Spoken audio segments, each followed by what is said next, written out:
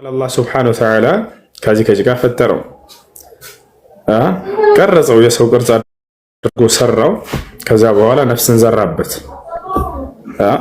ዘራበት፣ ሰው ሆነ። ታዲያ አደም ዓለይሂ ሰላም በአላህ ሱብሓነሁ ወተዓላ በመለኮታዊ እጅ ነው የሰራው። አደምን በእጁ ፈጠረው ሲባል አላህ በቁርአን ላይ እንደተናገረው ያ ቃለ ያ ኢብሊሱ ማ መነዐከ አን ተስጁደ ሊማ ኸለቅቱ ቢየደይ፣ አንተ ኢብሊስ ሆይ እኔ በእጆቼ ለፈጠርኩት ከመስገድ ምን ከለከለህ ብሎታል። በእጁ ፈጠረው ሲባል እኛ እንደምናስበው ወይንም እኛ የሰው ልጆች እንደምናደርገው ጭቃን አንስተን በእጃችን አብክተን ምናምን ነው። የአላህ እንደዛ አይደለም። ብዙ ሰው በእጁ ፈጠረው ሲባል ጊዜ አላህ ሱብሓነሁ ወተዓላ አፈር በእጁ ነክቶ ከዚያ በኋላ ጭቃ አብክቶ ምናምን፣ ይሄ አይደለም። አላህ በቁርአን ላይ ሲናገር ለይሰ ከሚስሊሂ ሸይኡን ይላል፣ እኔን የሚመስል ማንም የለም አለ። ስለዚህ እኛን በማንነታችንም በምንነታችንም አይመስለንም። እኛ አንድን ነገር ስንሰራ ጊዜ ከጭቃ ያንን የግዴታ እጃችን ይነካል። አላህ ሱብሓነሁ ወተዓላ ስለ አይነካም። እርሱ እኛ እንደምንነካ የሚነካ አይደለም። እናንተን አልመስልም ብሎ ተናግሯልና ከይፍያው ታዲያ እንዴት ነው የፈጠረው? አላህ አዕለም። ያንን እንዴት እንደፈጠረው አላህ ሱብሓነሁ ወተዓላ ራሱ ያውቀዋል። ግን አንድ የምናውቀው ነገር እኛ ጋር በፍጹም አይመሳሰልም። እርሱ ይታችኋል አይደል? ያ ነው።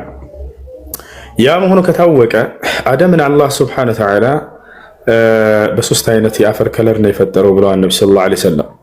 ኢነላሃ ኸለቀ አደም ቢሰላሰቲ አስናፍ ሚነ ቱራብ ሚነል አብየድ ወልአሕመር ወልአስወድ ፈኸረጀ አውላዱሁ ዐላ አሽካሊ ዛሊከ ፈሚንሁም አልአብየድ ወልአሕመር ወልአስወድ ወሚንሁም ማ በይነ ዛሊከ ነው። ዛሬ የሰው ልጆች ጥቁር ሰው አለ፣ ቀይ ሰው አለ፣ ነጭ ሰው አለ፣ ጸይም ሰው አለ። አራቱ ከለሮችን ይዘናል። የአዳም ልጆች አጠቃላይ ዓለም ላይ ቢገኘው ይሄ ሚስጥሩ ከየት ነው? ነቢዩ ሰለላሁ ዐለይሂ ወሰለም ሲናገሩ ምን አሉ? አምላካችሁ አላህ አዳምን ከሶስት አይነት የአፈር ከለር ፈጥሮታል አሉ። ከነጭ፣ ከቀይ፣ ከጥቁር። ልጆቹም ይሄን ከለር ይዘው ወጡ። ከእነርሱም መካከል ከአደም ልጆች ቀይ ሰው አለ፣ ነጭ ሰው አለ፣ ጥቁር ሰው አለ። የእነዚህ ሁሉ ቅይጥና ቅልቅል ደግሞ ጸይም ሰው አለ ብለው ተናገሩ። አያችሁ አይደል? ስለዚህ ይህ ነው የአደም ዓለይሂ ሰላም አፈጣጠር። እሺ ያመሰግናለሁ። እዚህ ጋር ግን ትንሽ አላህ አደምን በጭቃ ሲፈጥረው አፈር እንዴት አድርጎ እንደወሰደ ትንሽ ታብራራለህ? ግራ ስለገባኝ ነው። ሲከራከር እኔ ደግሞ አላህ አፈር መጥቶ አድ መጥቶ ወይም መሬት መጥቶ አልወሰደም ብዬ ሲከራከራቸው እሱነት ደግሞ መሬት መጥቶ እንደዛ የሚል የለም። አላህ ሱብሓነሁ ወተዓላ መሬት መምጣት አይጠበቅበትም። ይሄ ለእኔና ለአንተ ነው። እኔ የሆነ ነገር ማድረግ ስፈልግ እዚያ ቦታ ግዴታ ካልሄድኩኝ አላደርግም። ለአላህ ሱብሓነሁ ወተዓላ ከእኔና ከአንተ የተለየ ነው። ለይሰ ከሚስሊሂ ሸይኡን ይላል፣ እኔን የሚመስል አንዳች የለም ብሎ ተናግሯል። ስለዚህ ያ ነው አላህ ሱብሓነሁ ወተዓላ አደምን በገነት ውስጥ ነው የፈጠረው። የት ነው የፈጠረው ለሚለም ሰው ነቢያችን ሰለላሁ ዐለይሂ ወሰለም ኢነላሃ ኸለቀ አደም ፊል ጀና ብለዋል። አላህ አደምን በገነት ውስጥ ፈጠረው ብለዋል። ስለዚህ አላህ ሱብሓነሁ ወተዓላ አደምን በጀነት ውስጥ ፈጠረው። ያ ነው ያደረገው። እሺ አመሰግናለሁ። አላህ ረጅም ዕድሜ ይስጥህ። ክታችን የተፍታታች እኛ ተፍታባ አረጋማ ሸክራ። ሰላም አለይኩም ኡስታዝ። ወአለይኩም ሰላም ወራህመቱላሂ ወበረካቱ። ጥያቄ ነበረኝ። መስጊድ ስንሰግድ ከፈርድ ሶላት በኋላ የምንሰግዳቸው ሱናዎች አሉ አይደለ? እውነት እና ፈርድ ሶላት ያልሰገዱ ሰዎች መተው ሲከተሉ ምን ማድረግ ነው ያለብን? እኛስ ደግሞ ብንከተላቸው ምንድን ነው የሚፈጠረው? ችግር የለውም፣ መከተል ይቻላል። ሱና ሶላት እየሰገደ ያለ ሰው ሱና እየሰገደ መሆኑን ብታውቅም ራሱ ጀማዓ አልፎህ ከሆነ አንተ ልክ መስጂድ ስትገባ ጊዜ ሱና እየሰገደ ሰው ያገኘ አንተ በጀማዓ ንያ ተከተለው፣ በዋጅብ ሶላት ንያ ተከተለው፣ ችግር የለውም። ሌላ ጥያቄ፣ ከጥያቄ መጠየቅ ከእስልምና ያስወጣል እንዴ? ማለት ችግር አለው? አላህ ሱብሓነሁ ወተዓላ እንዳውም እንድጠይቁ አበረታታው። ፈስአሉ አህለ ዚክሪ ኢን ኩንቱም ላ ተዕለሙን አለ። የማታውቁ ከሆናችሁ የእውቀት ባለቤቶችን ጠይቁ ብሏል። ስለዚህ ስለ ሁለት ነገር ልጠይቅ። አንደኛ ስለ ቀዷና ቀደር፣ ሁለተኛ ደግሞ ነቢያቶች ከሰው ተለይተው ለምን እነሱ ነቢያት ተደርገው እንደተመረጡ።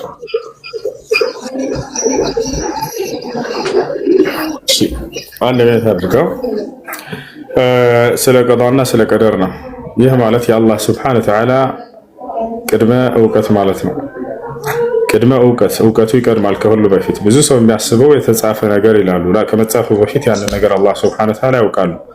ቀደር አራት ደረጃዎች አሉት። አልቀደር ለሁ አርበዕ መራቲብ።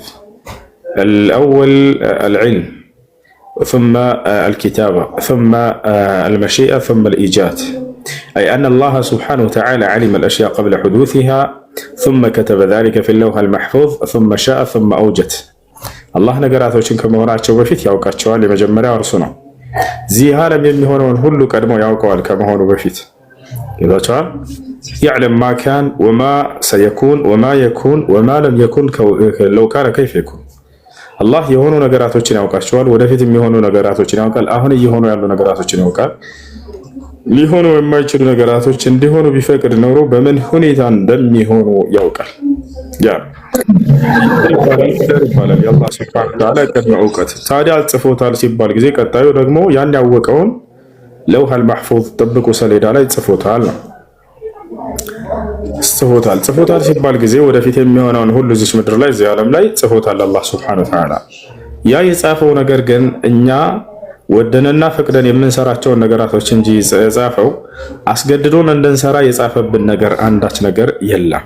ገብቶሃል አይደል? ማንኛውንም መልካም ስራና መጥፎን ስራ የምንሰራውን አላህ ቀድሞ ያውቀዋል አምላክ ስለሆነ። ያም ባያውቅ ኖሮ የወደፊቱን አምላክ ሊሆን አይችልም ነበር። አምላክ አላህ ሱብሓነሁ ወተዓላ ደግሞ ያዕለሙ ማ በይነ አይዲሂም ይላል። የፍጥረታቶችን የፊታቸውን ሁሉ አውቃለሁ እያለ የሚናገር አምላክ ነው። ስለዚህ ያን ያወቀውን አላህ ሱብሓነሁ ወተዓላ ጻፈው። ጽፎታል ሲባል ደግሞ አለሁኝ የብዙ ሰው ጥያቄ ስለሆነ እኛ ወደንና ፈቅደን ወደፊት የምንሰራውን እንጂ የጻፈው እኛ እንድንሰራ አስገድዶ የጻፈብን ነገር አይደለም። ያ ነው። ሌላው ልታውቁ የሚገባው ነገር ከዚሁ ጋር በተያያዘ ያለኛ ነፃ ምርጫ ፍቃድ የተወሰኑ ነገራቶች አሉ በእኛ ላይ የሚሆኑ። ከነዚያ መካከል አንደኛ አንተ ወንድ ልጅ መሆነ ይህን አላስመረጠህም። አላህ በራሱ ነው ወንድ ልጅ ያደረገ። ይታቻል አይደል? ያ ነው አላህ ሱብሓነሁ ወተዓላ ቤቴ ላይ ግቢ መልስልሻለሁ ልኬልሻለሁ። እሺ አላህ ሱብሓነሁ ወተዓላ ወንድ ልጅ ሲያደርግህ አላስመረጠህም። ሴትን ሴት ሲያደርጋት አላስመረጣትም። ይሄ የራሱ ውሳኔ ነው። በቃ አንተ አጭር መሆንህ ወይ ረጅም መሆንህ ወይ ቀይ መሆንህ ወይ ጥቁር መሆንህ ወይ ኢትዮጵያ መፈጠር ወይ ሳውዲ መፈጠር ወይ አሜሪካ መፈጠር በእነዚህ ነገራቶች አላህ ሱብሓነሁ ወተዓላ ምርጫ ያልሰጠብን ነገራቶች ናቸው። በእነዚህ ነገራቶች ታዲያ ራሱ በወሰናቸው ምርጫ ባልሰጠብን ነገር ላይ ነገ የውመል ቂያማ አይጠይቀንም። ጀነትን ጀሃነምን አያስገባንም። መንፈስ ይወጣል በራሱ ስለወሰነ በራሱ የፈቀደው ነገር ስለሆነ ከእኛ በሚሆኑ ነገራቶች ከእኛ የሚሆኑ ጽድቅና ኃጢአት፣ ጥሩና መልካም፣ መጥፎና በጎ ነገራቶች እነዚህ ግን ከእኛ የሚሆኑ ማናቸውም ስራዎች ለእኛ የተወለዱ ነገራቶች ናቸው። በእነዚህ ነው የትንሣኤ ቀን የምንጠይቀው ወደ ገነት ወይ ወደ ገሃነም የምንገባው። ለዚህም ማስረጃ አላህ በቁርአን ላይ ሲናገር ፈዙቁል ዐዛበ ቢማ ኩንቱም ተክሲቡን ይላል። የጀሃነም ሰዎች ምን ይላቸዋል? ስትሰሩ በነበራቸው ስራ ምክንያት የገሃነም እሳት ገብታችሁ ቅመሱ ይባላሉ አለ። ይሄ ከእነርሱ በሆነ ስራ ነው እንጂ የሚጠየቁት በእነርሱ ላይ አላህ ባደረገው ነገር አይጠየቅም። የሰው ልጅ የጀነትንም ሰዎች ሲገልጻቸው ወቲልከል ጀነቱ ለቲ ኡሪቱሙሃ ቢማ ኩንቱም ተዕመሉን አላቸው። ይችን ጀነት ስትሰሩ በነበራቸው ስራ ምክንያት ገብታችሁ ውረሱ ይባላሉ ማለት ነው። ገብተዋል? አሚን። ታዲያ የኛ መስራት፣ መልፋት፣ ዱዓ ማድረግ፣ ሶላት መስገድ ምንድነው ጥቅሙ? የምንቀይረው ነገር የለም ማለት ነው። አሁን ለምሳሌ እኔ ወደፊት ሀብታም ለመሆን የምሰራው ነገር ወይም ደግሞ ወደፊት ጀነት ለመግባት የምሰግደው ሶላት የሚቀይረው ነገር የለም ማለት ነው። እሱ ያንተ ስራ ነው አልኩህ እኮ ወገናስ ወንድሜ፣ እሱ ያንተ ስራ ነው። ያንተ ነፃ ምርጫ ፈቃድህ ነው። እሱ የማትቀይረው ነገር ምንድነው? በአንተ ላይ የወሰነውን ነገር እርሱን አንተ በዚያ ላይ ምንም ምርጫ የሌለህ ነገር አለ። አንተ ወንድ ልጅ መሆንህ እንደው ሴት ላድርግ ይሄን ነገር እንትን የምትለው ነገር አይደለም። ይህ አላህ ቀድሞ የወሰነው። አንተ ጥቁር ወይ ቀይ መሆንህ እነዚህ ነገራቶች በአላህ ሱብሓነሁ ወተዓላ ዘንድ ቀድሞ የተወሰኑ ናቸው በአንተ ላይ። በእነዚህ ነገ የትንሣኤ ቀን አትጠየቅምም፣ አትመነዳምም፣ አትቀጣምም። የራሱ ውሳኔዎች የሆኑት እነዚህ ናቸው። ከአንተ የሚሆነው ስራ ግን ጽድቅና ኃጢአት ይህ ከአንተ ከራስህ። አላህ በዚያ ላይ ያለው ድርሻ ምንድን ነው ከተባለ ቀድሞ ያውቃል አምላክ ስለሆነ ተቷል አይደል? ቀድሞ ያውቃል። እንድትሰራ ቢወስንብህ ኑሮ በራሱ አዎ የዛኔ ያንን ነገር አንተ ምንም የምትለውጠው ነገር ሊኖር አይችልም ይባላል። ያ ነው። ለማንኛውም ከአንተ የሚሆኑ ስራዎች የአንተ ነፃ ምርጫ ፈቃድ ናቸው። አላህ በዚያ ላይ ያለው ድርሻ ቅድመ እውቀት ነው። ቀድሞ ያውቀዋል። ለምን ከተባለ አምላክ ስለሆነ ነው። ግን እንድትሰራ አልወሰነብህም። ያ የራስህ ምርጫ ነው። አይ ለምሳሌ ገስት ላይ ስትመጣ ለምሳሌ አላህ ሱብሓነሁ ወተዓላ ሂድና ሁሴንን ጠይቀው ብሎ አስገድዶ ልኮህ ነው ወይንስ አንተ በራስህ ምርጫ ለምን ሁሴንን ገብቼ አልጠይቀውም ብለህ መርጠህ ነው የገባኸው? ምርጫ ነው የገባኸው። ግን አንተ አሁን ገብተህ ይሄንን ጥያቄ እንደምትጠይቅ አላህ ቀድሞ ያውቃል አያውቅም? ያውቃል። ገብተህ እንደምትጠይቅ የሚያውቀውን ለውሃል መሕፉዝ ላይ ጽፎታል አልጻፈውም? ጽፎታል ማለት ነው እንዳልክ። አዎ ጽፎታል። አየህ አይደለ? ግን አንተ ይሄን የምትሰራው በአንተ ነፃ ምርጫ ፍቃድ ነው። አልፈልግም አልገባም ብለህ እኮ መቅረት ትችል ነበር አይደለ? ይሄንንም ያውቃል ማለት ነው። ይሄንንም ያውቃል። ሁሉንም አላህ ሱብሓነሁ ወተዓላ የወደፊትን ሁሉ የሚሆነውን ያውቃል አምላክ ስለሆነ። ግን ይሄን የምንሰራው እኛ ከኛ የሚሆኑ ስራዎች የኛ ነፃ ምርጫ ፍቃዶች ናቸው። ለዚህም ነው አምላክ አላህ ፈመን ሻአ ፈልዩእሚን ወመን ሻአ ፈልየክፉር አለ። የፈለገ ይመን የፈለገ ይካድ አለ። ይሄ የራሳችን ፍላጎት እንዳለን አጽድቆልናል። ይሄ ነው ግልጽ። ስለ ነቢያቶች ያልኩንስ ነቢያቶች አላህ ሱብሓነሁ ወተዓላ ለምን ነብይ አድርጎ መረጣቸው? ይሄም እንዲሁ የነቢያቶች የራሳቸው የነብይነት የሚገኘው በእስልምና አስተምህሮ ከዚያ ከነብይ እኔ ነብይነትን ላገኝ ብሎ ለፍቶና ጥሮ ሳይሆን ቀድሞ የተወሰነ ነገር ነው። ይሄ ራሱ ገብቷል አይደል? የነብይነት ማዕረግ በልፋት የሚገኝ ነገር አይደለም። ለይሰ ሸይኡን ያዕኒ ዩክተሰብ በልፋትና በድካም የሚገኝ ስልጣን አይደለም። አላህ ራሱ ነው የሚመርጠው። ታዲያ ዝም ብሎ በዘፈቀደ ነው ወይ የእርሱ ምርጫ? ላ አይደለም። ጥበቡን መሰረት ባደረገ ነው። አላሁ አዕለሙ ሐይሱ የጅዐሉ ሪሳለተህ ይላል። እኔ መልእክቴን የት ማድረግ እንዳለብኝ በማን ላይ ማድረግ እንዳለብኝ አውቃለሁ እያለ ይናገራል። ያ ነው እና ያ ነብይ ስለደከመና ስለለፋ የሚያገኘው ነገር አይደለም። ግን ያን ነብይ አምላክ አላህ ሱብሓነሁ ወተዓላ ለሰዎች ነብይ አድርጎ የሚያስነሳው ሰው ከመጀመሪያው ጀምሮ በጥሩ ነገር ላይ እንክብካቤን ያደርግለታል። አላሁ የስጠፊ ሚነል መላኢከቲ ሩሱለን ወሚነን ናስ፣ እኔ አምላካችሁ አላህ ከሰዎችም ከመላእክትም መልእክተኛን እመርጣለሁ አለ። እመርጣለሁ ራሱ ነው የሚመርጣቸው። ግን ምርጫው አላህ ሱብሓነሁ ወተዓላ ዝም ብሎ በከንቱ የሚያደርግ አይደለም። የሚመርጠውን አካል ለሰዎች አርአያ ሊሆን የሚችል መሆን አለበት። ያን ደግሞ ከመጀመሪያው ጀምሮ ያን ነብይ የሚሰራው የሚያዘጋጀው ራሱ አምላክ አላህ ነው። ነቢያቶች ከልጅነታቸው ጀምረው ኃጢአትን እንዲያደርጉ አልፈቀደም አምላክ አላህ። ለሰዎች አርአያ አድርጎ የሚመርጣቸውን በፍጹም እነዚያን ጥፋት ላይ አልጠላቸውም። ለዚህ ነው ነቢያችን ሰለላሁ ዐለይሂ ወሰለም ገና ሕፃን ጨቅላ ሳሉ መልአኩ ጅብሪል ተልኮ ልባቸውን ቀዶ ቀልባቸውን አወጣ፣ ያንን በዘምዘም ውሃ አጠበ፣ ከጀነት ይዞት በመጣው የወርቅ ጥስት هذا حظ الشيطان منك يا محمد አለ فأخرج منه علقة የረጋች እንደማወጣና ጅብሪል ሙሐመድ ሆይ ይህ ሰይጣን በአንተ ላይ ሊኖረው የሚችለው ድርሻ ነበር፣ እነሆ በአንተ ላይ ድርሻ እንዳይኖረው ተነፍቶ ተጥሏል አለ። ፈአልቃሁ ይላል ሐዲስ ላይ ወረወረው ይላል። ስለዚህ ከልጅነታቸው ጀምሮ የሰይጣናዊ ስራ እንዳያስቡት ተደርገው ነቢያቶች ተቀርጸዋል ብለን እናምናለን። ይህን ያዘጋጀው አምላክ አላህ ነው። አርአያ የሚያደርገው አካል ለሰዎች እንኩ ይህን ተከተሉ ሲል ጊዜ ዝም ብሎ በከንቱ አይደለም። እሱ ሊከተሉት የሚገባ የሆነን አካል ራሱ ቀድሞ አዘጋጅቶ ነው። በጽድቅና በመልካምነት መርጧቸው አዘጋጅቷቸው ነው። እንዳጠቃላይ የነብይነት ማዕረግ ከእርሱ የሚመጣ ምርጫ እንጂ በልፋት በድካም ከዚያ ከነብይ የሚገኝ ነገር አይደለም። አይ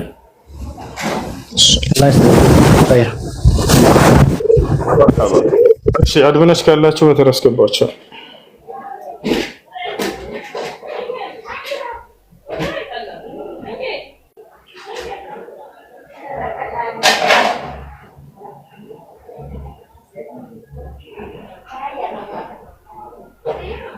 ጥያቄ ያለ አድሚኖች የላቸው?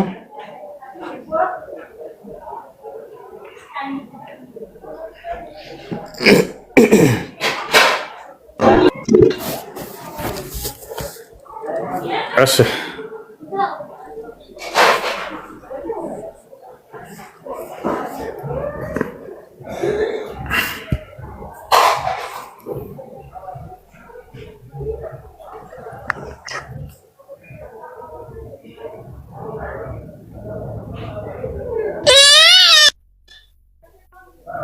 አቤት።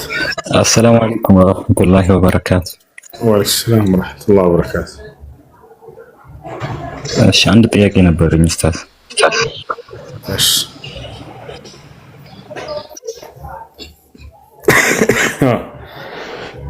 አላህ ሱብሓነሁ ወተዓላ ፍጥረተ ዓለሙ ከመፈጠሩ 50,000 ዓመት ቀደም ብሎ ሁሉን ነገር ጽፏል፣ ቀለሙም ደርቋል የሚል ሐዲስ አለና ሱረቱል አዕራፍ ላይ ወክቱብ ለና ፊ ሃዚሂ ዱንያ ሐሰነተን ወፊል አኺረቲ ኢና ሁድና ኢለይክ ይላል። ምን ሙራዱ እዚህ ጋር ፍላጎቱ ወክቱብ ለና ስንል ምንድን ነው የተፈለገበት ከዚህ ቁርአን አያ ፊ ሃዚሂ ዱንያ ሐሰነ ወፊል አኺረቲ? የሙሳ ህዝቦች ናቸው። ወክቱብ ለና ፊ ሃዚሂ ዱንያ ሐሰነተን ወፊል አኺረቲ ኢና ሁድና ኢለይክ። በዚህ በምድራዊ ህይወት ላይ ጥሩ ነገርን ጻፍልን ወይንም አድርግልን ማለት ነው። በምድራዊ ህይወቴ ጥሩ ህይወትን ስጠኝ። ልክ ነቢ ሰለላሁ ዐለይሂ ወሰለም ረበና አቲና ፊ ዱንያ ሐሰና እንደሚሉት ወፊል አኺረቲ ሐሰና ወቂና ዐዛበናር። ጌታችን አላህ ሆይ በዚህ በምድራዊ ህይወታችን ጥሩን ነገር ስጠን ወይንም ጥሩን ነገር ጻፍልን ማለት ጥሩን ነገር ስጠን ለማለት ነው። እሺ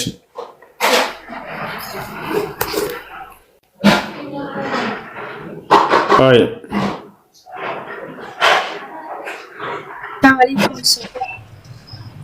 ወአለይኩም ሰላም። ሙስሊም ጥያቄ እናትና አባቴ በህይወት የሉም። የመጨረሻ ልጅ ነኝ። እኔ ለወንድሞቼ ሀቅ አለብኝ እንዴ? እነሱ ሲቸገሩ ለመርዳት ማለት ነው። ሀቅ አለ አንድነት አድርጎ እንደ ኢስላም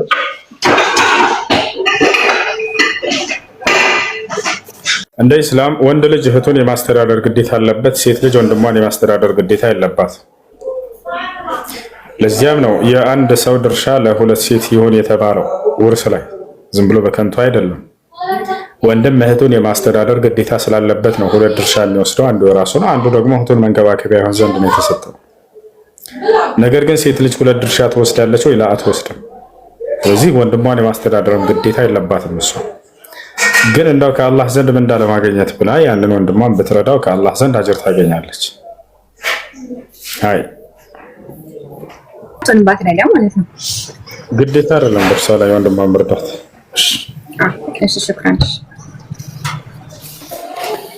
እሺ ሁሱ ወርቅና ሐር ለወንድና ለወንድ ልጅ ሐራም የተደረገው መቆነጃጀትና መዋብ ለሴት ልጅ ስለሆነ ለእርሷ ነው ይሄ ነገር የተደነገገው። ወንድ ልጅ ወርቅ ሐር ምናምን ዳይመንድ ለብሶ ሰውነቱ ላይ ብሄድ አስባችሁታል? ባዳ አብቃል ኒሳ ለሴቶች ምን አስቀረላቸው? ኢል الحيض የወር አበባ ሲቀር እንጂ። ወንድ ልጅ ወርቅ ይልበስ፣ ዳይመንድ ይልበስ፣ መቆነጃጃ ይልበስ ቢባል ሴቶችስ እንደዛ ለብሶ ካያችሁት ሀይድ መቼ ነው የሚመጣው እህቴ ብላችሁ ጠይቁት ይሄን ሰው። ምክንያቱም ይሄ የሴቶች መገለጫ ነው። መዋብንና መቆነጃጀትን አላህ ሱብሓነሁ ወተዓላ ለሴቶች ነው ያደረገው። አይ እሺ ጥያቄ አለ? ኡስታዝ ሰላም አለይኩም። ወአለይኩም ሰላም። እኔ ጥያቄ የእህቱን ልጅ ወንድም ማግባት ይችላል? የእህቱን ልጅ ወንድም ማለት ለምሳሌ ወንድም የኔን ልጅ ማግባት ይችላል? በእስልምና አይቻልም። ኖር ነው አይቻልም። የእህቱን ልጅ ማግባት አይቻልም። እሺ እሺ አይሽ ሰላም አለይኩም ወራህመቱላህ ሰላም አሰላሙ ዳና አልሐምዱሊላህ። እኔ ሶስት ጥያቄ አለኝ። ያው ጠይቂ ተብዬ ነው አንተ ጋር መጣሁት። አንደኛ ንቃብስት ነኝ አለች። ከኢትዮጵያ ስትመጣ ንቃብስት ናት። እዚህ ስትመጣ ያው ሴትዮዋ ንቃብ አትልበሽ፣ ንቃብ ለብሰሽ መስራታችን ማለቻት። ከዛ እንዴት ይታያል? ወደ ኢትዮጵያ መሄድ ፈልጌ ግን አልቻልኩም 3 ወር ስላለፈኝ አለች። ሁለተኛው ደግሞ ሀይድ ላይ ሆኜ ቁርአን መቅራት እችላለሁ ወይ? ያኔ ቁርአን ኪታቡን ሳልይዝ በስልኬ ብቻ። ሶስተኛ ደግሞ ሀይዴ ተዛባብኝና ወር ከምናምን ድረስ እንትን ብሎኝ ከዛ ሰላቴ እንዴት ነው ቀዳ ማውጣት? ረመዳኑን ጾሙን ቀዳ አውጥቻለሁ፣ ግን ሰላቴ እንዴት ነው የማደርገው? ንቃብ መልበስን በተመለከተ በዑለሞች መካከል ኺላፍ ቢኖረውም ትክክለኛው አቋም ግዴታ ነው የሚል ነው። ስራ ቦታም ሆነ የትም ቦታ መልበስ ነው። ነገር ግን ስራ ቦታ ላይ በምትለብሱ ጊዜ ያንን የማያሰሯችሁ ከሆነ ከላይ የለበሳችሁትን ሻሽ እንደ ንቃብ ተጠቀሙት። ልክ የማዳም ባል በሚመጣ ጊዜ ቤት ውስጥ ወይንም ለአቅመ አዳም የደረሱ ልጆቿ ሲመጡ የዛኔ እሱን ከላይ የለበሳችሁትን ሸፈን አድርጉበት ፊታችሁ። የግዴታ ጥቁሩ ንቃብ መሆን አይጠበቅበት። ንቃብ ማለት ትርጉሙ النقاب هو نوع من اللباس الذي يغطي الوجه። ንቃብ ማለት ሙሉ ፊትን የሚሸፍን የልብስ አይነት ነው። ስለዚህ ሻሽ ሙሉ ፊትን እስከለበሰ ድረስ ችግር የለውም። ገብታችኋል አይደል? ይህ ነው እንዳጠቃላይ ያለብሳቸው ብትሰሩ ምንም አይሏቸውም። ነገር ግን ዩኒፎርሙን ገጭ አድርጋችሁ ንቃቡን ጅልባቡን ቤት ስትቀመጡ እነማዳም ምን ይበሉ? ያ ነገር ነው እዛ ላይ ነው እንትን የሚላቸው እና ሰው ቢመጣ ማዳም የሚልሽ አንቺን ነው እሷን አይደለም። በዚያ ግርማ ሞገስ ተቀምጣችሁ ስለዚህ ለዛ ነው እንትን የሚሉት። እናንተ ከላይ ያለውን ንቃቡን እንደንተ ተጠቀሙ። ወደ ውጭ በምትወጡ ጊዜ ለብሳችሁ ወጡ ንቃቡን፣ ችግር አይኖርም። ለዛ ነው። እሺ ቀጣይ ጥያቄ ምንድነው? ሀይድ ላይ ሆኜ ቁርአን መቅራት እችላለሁ ወይ? በስልክ ቁርአን ይዤ በስልኩ ማለት ነው ኪታቡን ሳሊስ። ሴት ልጅ ሀይድ ላይ በምትሆን ጊዜ ቁርአን መቅራትን በተመለከተ በዑለሞች መካከል ፊህ አርባዕት አቅዋል ለአህል ልዕልም፣ አራት የዑለሞች ንግግር አለ። ራጅሑና አመዛኝ የሆነውን ልንገራችሁ። እርሱም ምንድን ነው? በሂፍዟ መቅራት ትችላለች። ልክ እንዲሁ ስልኩን ይዛ መቅራት ትችላለች። ሊአን አልጀዋል ላ የእኹዙ ሑክመ አልሙስሐፍ። ሶስተኛ የወረቀቱን ቁርአን በጨርቅ ወይንም በጓንት ይዛ መቅራት ትችላለች። የማይቻለው ያለ ጨርቅ ያለ ጓንት በቀጥታ ሙስሐፍን የወረቀቱን ቁርአን መንካት ይዞ መቅራት ነው። አላህ ስብሓነሁ ወተዓላ በሱረቱል ዋቂዓ ላይ ሲናገር ላ የመስሁ ኢለል ሙጠሀሩን ይላል። የተጠራሩ ሰዎች ካልሆነ በስተቀር አይነኩትም አለ። አይቀሩትም አይደለም ያለው፣ አይነኩትም። እርሱን ይዞ መቅራትን ነው የተከለከለው። ነቢያችን ሰለላሁ ዐለይሂ ወሰለም ወደ የመን ባስላኩት ደብዳቤ ላይ አላ የመስል ቁርአን ኢላ ጣሂራ፣ ቁርአንን ጠሃራ የሆነ ሰው ካልሆነ በስተቀር እንዳይነካ አሉ፣ እንዳይቀራ አሉ። ስለዚህ ከዚህ ተይዞ ሙስሐፍን የወረቀቱን ቁርአን ይዞ መቅራትን እንጂ የተከለከለው በሂፍዟ መቅራትን እንዲሁም ሞባይሉን ይዛ መቅራትን ወይም በጨርቅ ወይንም በጓንት ቢሐኢል በእናንተና በእጃችሁና በቁርአኑ መካከል ክፍተት የሚያደርግ ልብስ ነገር ጨርቅ ነገር በስ ይዞ መቅራት ችግር የለውም። አይ እሺ ሶስተኛውን ጥያቄ ልንገርህ። ከስተመሮች ሀይድ ላይ ሆኜ ሀይድ ተዛባና ለአንድ ወር ያክል እንትን አለ። ከዛ ረመዳኑን ቀዳ አወጣሁኝና ይሄ ሶላት ምስ እንዴት ማድረግ እችላለሁ ነው ወር ሙሉ ያልሰገድኩት። ወር ሙሉ ለምንድን ነው ያልሰገድሽው ልጄ? ማት ተዛብቶብኝ ያወች እኔ ያለው ብቻ ግን ተጠይቄ ነው እንደዛ። ወር ሙሉ ተዛባና ወር ሙሉ ሳይቆም ቀጠለ። እሺ ወር ሙሉ ሀይድ ቢዛባባችሁ በመጀመሪያ ወደ ሐኪም ቤት ሄዱና ማክሮን ነገር የሚቋረጥበትን መንገድ። ሌላው ካለፈባችሁ ያንን ወር ሙሉ ማቋረጥ የለባችሁም። ነገር ግን ልክ ከዚያ በፊት በማንቀን የወር አበባ ደማችሁ የሚመጣበትን ቀን ልክ ተቆጥሩና እነዚያን አሳልፋችሁ ከዚያ በኋላ ያለውን መስገድ አለባችሁ። ለእያንዳንዱ ሶላት እስቲንጃ ያደረጋችሁ ሁሉ ያደረጋችሁ ከብልት ላይ ሙሉ በሙሉ ደም እስኪጠራ ድረስ እንደዚያ ነው መሆን ያለበት። ስለዚህ አሁን ያለፈሽን ቀባ አንቺ እስከዛሬ የለመደው የወር አበባ ደም መምጣት ባንቺ ላይ 7 ቀን ከሆነ ለ7 ቀን ያክል ሳትሰግጂ ያንን እንዳለፈ ይቆጠራል በረመዳን ያለው። ሌላውን 23ቶቹን ቀናቶች ቀባ ማውጣት ነው። በእያንዳንዱ ሶላት ላይ ያለፈውን ሶላት እያልሽ እየተሽበረብሽ መስገድ፣ ያለፈሽን ሶላት መስገድ። ሱብሂን ከሰገድሽ በኋላ ከዚያ እንደገና ተነስተሽ ትቆሚና ቀባ ሱብሂ ትሰግጃለሽ ያለፈው። ዙሁርን ከሰገድሽ በኋላ ሌላ ቀባ ዙሁር እያልሽ ለ23 ቀን ያክል በዚህ መሰረት መስገድ። ሀይ ቀጥል። ጀዛከላሁ ኸይር። ጨረስኩ። ሰላም አለይኩም። ወአለይኩም ሰላም ወራህመቱላሂ ወበረካቱ። ጠይብ ስለ ኒካ መጠየቅ እችላለሁ? ይቻላል። እሺ እኔ ሳውዲ ስመጣ ማለት ነው ባለቤቴ ጋር 3 ልጆችን አስቀምጬ ነው የመጣሁት። በሰላም ነው የመጣ ነው። ከመጣ በኋላ ከተወሰነ ወር በኋላ ተጣላን። ስንጣላ በገንዘብ ጉዳይ ከዛ በቃ እሺ እንለያይና እንፋታ ምናምን ስል ከዚህ በፊት የወረደ ኒካ ነበር። እሱ ማያምንበት እኔ እማምንበት ማለት ነው። ነፍሰ ጡር ሆኖ ፈታሁሽ አለኝ። ተጣልተን ቤተሰብ ጋር ሲሄድ ነፍሰ ጡር ነበርኩ። እሺ ተፈታሁሽ ኒካ ወርጃለሁ ምናምን ብሎ እንደገና ሽማግሌ ሲመጣ ነፍሰ ጡር ሆነሽ ኒካ አይወርድም ተባለ። ረጃ ይበል ኒካ አይወርድም ተብሎ ከገባው በኋላ መልሶ ለእህቴ ፈትቼልሻለሁ እህትሽን አለ። ከዛ ጆሮሽ ስላልሰማ አይወርድም ተባልኩኝ። ሁለት ጥያቄ እነዚህ። እሺ አንደኛ በእርግዝና ጊዜ ኒካህ ይወርዳል። ሁለተኛ ጆሮ ስላልሰማ ኒካህ ይወርድም ማለት ስህተት ነው። إذا تحدث الرجل لشخص ما بأنه طلق زوجته فقد وقع الطلاق. هذه قاعدة من قواعد النكاح في الإسلام. عند ሰው ሚስቱ በሌለችበት ቦታም ቢሆን ሚስቴን ፈትቻታለሁ ብሎ ካወራ ኒካሁ ይወርድበታል። እንደዛ ብዬ ነበር እኔ ግን ጆሮች ስላልሰማ አይወርድም በሚል እንትን አለ። ተሳስተዋል። የነፍሰ ጡርም ይወርዳል። ይወርዳል። ስለዚህ ሁለት ወርዷል። አሁን ሶስተኛ ወርዷል በሚል ነው እየተከራከርኩ ያለሁት።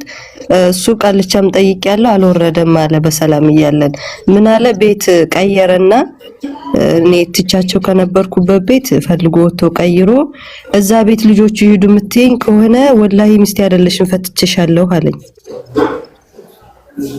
በቃ ወረደ። እንደዚህ ካልክ ሶስቱም ኒካ ወርዷል፣ ኒካ የለንም አልኩ።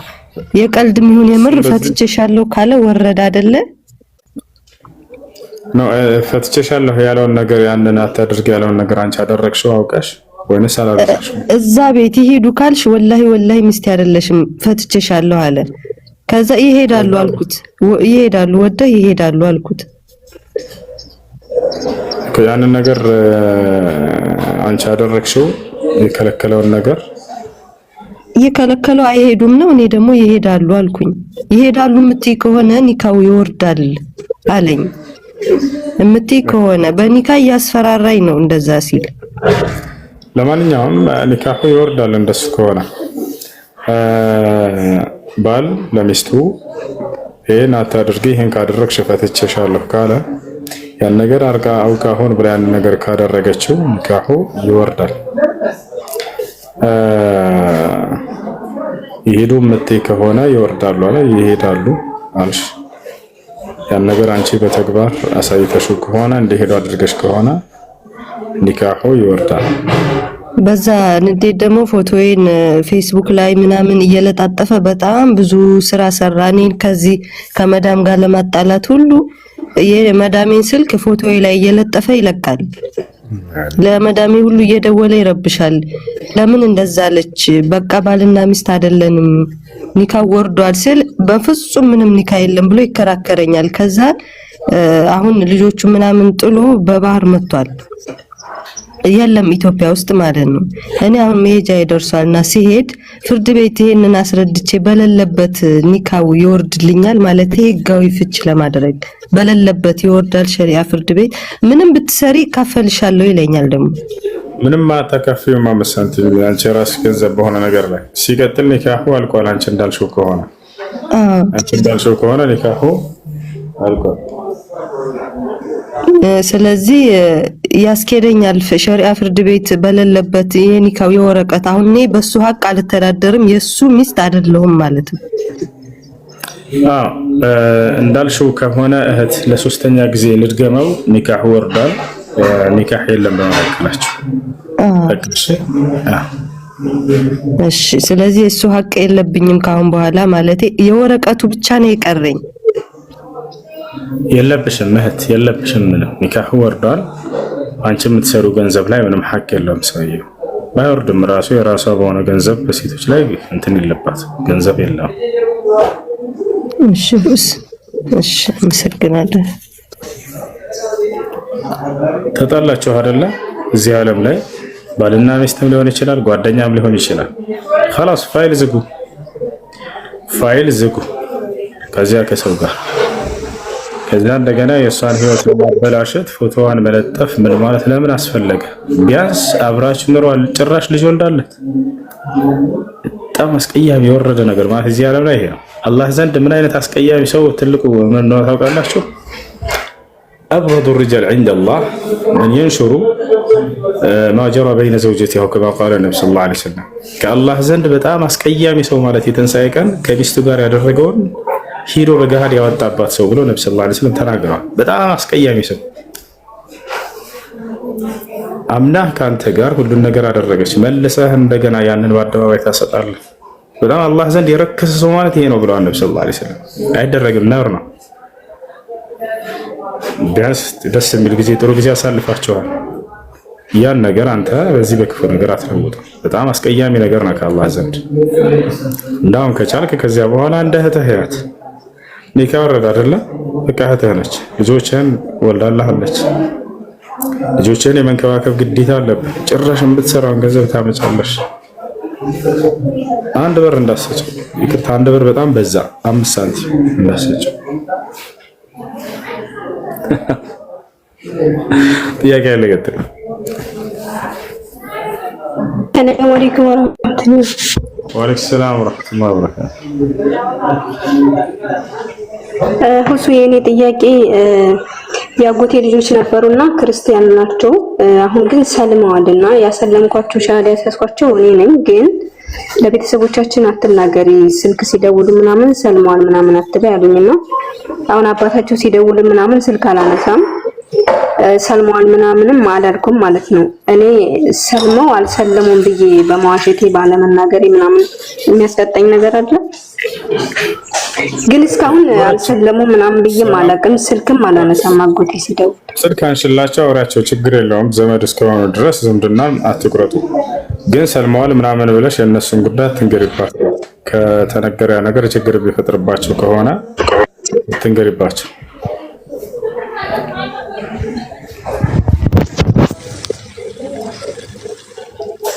እኔ አልሰለሙም ካልኩኝ እኔ ዋሸኋ ስለዋሸሁ እኔ እንትን አለኝ የሚልኩ ጥያቄ ሰልመዋል ብለው ይጠይቁሻል እነሱ ይሄን ነገር?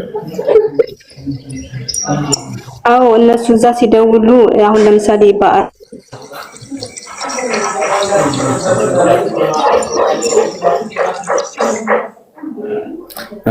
ሰልመዋል ወይ ብለው ይጠይቁሻል። ያን ከሌላ ሰው ከሰሙማ ማረጋገጥ እኮ አይጠበቅባቸው። እንዳጠቃላይ ወደፊት ማለት ነው። አይ እነሱን ጠይቋቸው ብለሽ መልሽላቸው። ይሄ ውሸት አይደለም። ኦኬ እሺ።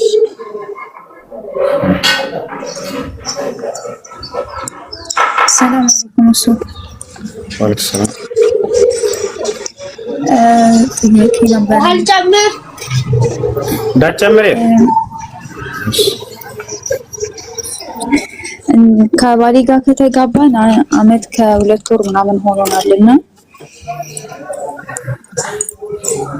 ከተገናኘን በኋላ አልፈልግሽም ምናምን አለኝና ብር ያወጣውን ወጪ እንድመልስ ጠየቀኝ። ፈጠን በእህት ቆምሽ እንድመልስ ጠየቀኝና አሁን ፍቺ ምናምን አላደረግንም። ኒካይንም አውርድ ስለው አላወረደልኝም። እዚህ ጋር ብሩን በመልስም ባልመልስም ችግር አለ ወይ? ኒካ አድርጋችሁ አንድም ቀን አብራችሁ አልኖራችሁም አይደለ? ኒካሁ በየር ላይ ያለ ነው። አይ የተወሰነ 2 ወር ምናምን ቆይተናል አብረን። አብራችሁ ኑራችኋል፣ አብራችሁ ግንኙነት ሁሉ አድርጋችኋል አይደለ? አዎ። እንደሱ ከሆነ ፍቹ ከሱ ከሆነ የመጣው ምንም የምትመልሽለት ነገር አይኖርም። የፍቹ ጥያቄ ከሱ ከመጣ እንዳውም ካለው ሀብት ሊያካፍልሽ ይገባል። ወሊል ሙጠለቃት መታዑን ቢልማዕሩፍ ብሏል አላህ።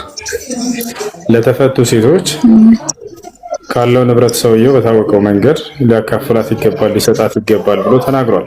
የምትጠቀምበት ጸጋን ይስጣት ብሏል።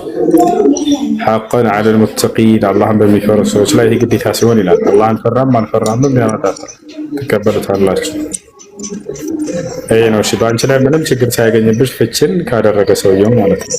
አይ ያ ምንም ችግር የለም።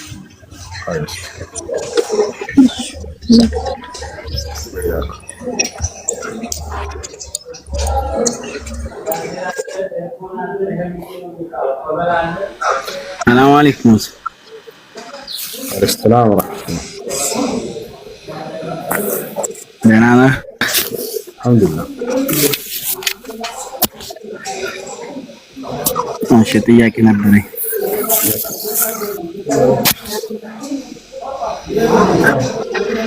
ጥያቄው የሰው ሀቅና ብር ሊሆን ይችላል። የሆነ የሰው ሀቅ ገንዘብ የሰው ሀቅ ነበርና አሁን የሰው ሀቅ ገንዘብ ሆነ የተለያየ ነገር ሊሆን ይችላል። አሁን ያን ገንዘብ የማላስታውሰው ወይም በቃ የማላስታውሰው አስታውሼ የማልከፍለው ሲሆን ያኔ እንዴት ማድረግ እችላለሁ? እንትን የሆነ ገንዘብ መስጠት እችላለሁ ወይስ የገንዘብ መጠን ማታስታውሰው ወይስ የበደረህን ሰውዬ ነው ማስታወስ የማትችለው? ያበደረኝም ሆነ የሰው ሀቅ የወሰድኩትም ሊሆን ይችላል። ያኔ የሰው ሀቅ በአጠቃላይ የሰው ሀቅ አሁን ወስጃለሁና ያኔ የሰው ሀቅ አሁን የወሰድኩኝ ሁሉ አላስታውስም። ይሄን ያህል ገንዘብ ይከፍለዋል ሰደቃ ልስጥ ብዬ ባረግ ይቻላል? ለኛ ሰውየው በህይወት ካለ ለሱ ነው መስጠት ያለብህ። ነብያችን ሰለላሁ ዐለይሂ ወሰለም ሐዲስ ላይ ሲናገሩ من كانت عنده مظلمة لأخيه فليتحلله اليوم قبل أن لا يكون دينار ولا درهم. ከእናንተ ከአንዳችሁ ወንድሙን የበደለ ሰው ካለ ገንዘቡን በመቀማት ወይ ተበድሮ በመውሰድ ወይ የእርሱን አካላዊ በደል በማድረግ ሊሆን ይችላል ገንዘብ የማይጠቅምበት ቀን የትንሣኤ ቀን ከመምጣቱ በፊት ያን ሰው ሄዳችሁ ሐቁን መልሱ ወይም ይቅርታ ጠይቁ ብለው ተናግረዋል። ስለዚህ ሰውየው በህይወት ካለ ለሰውየው ሄዳ ይሄን ያክል ገንዘብ ሊሆን ይችላል ብለህ የምታስበውን ያንን መስጠት ነው ያለብህ። ሰውየውን ካላገኘኸው ለድሃዎች ሰደቃ መስጠት ነው። ካሉ ለቤተሰቦቹ መስጠት፣ ቤተሰቦቹ ከሌሉ ለአካባቢህ ለሚገኙ ድሃዎች፣ ምስኪኖች ያንን ያለብህን ገንዘብ በሰደቃ መልክ መስጠት ነው። ያው ብዙም አላስታውሰው ይኖር ይችላል። አሁን ያንም አላስታውሰው ነሳን ያኔ መስጠት እችላለሁ ግን ገንዘብ ይሄን ያህል ይከፍለዋል ብዬ ይቻላል።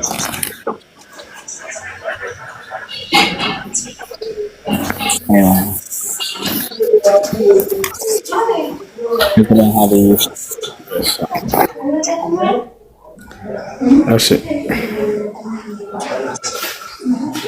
አድሚን አለ እዚህ ቤት አድሚን አለ የለም?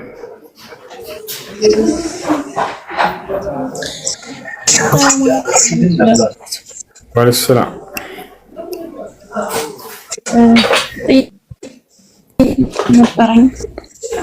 እሺ ሎተሪ መቁረጥ ወይም እጣ ማለት ነው በስምምነት ይታያል። ሎተሪ ቁማር ነው፣ አይቻልም።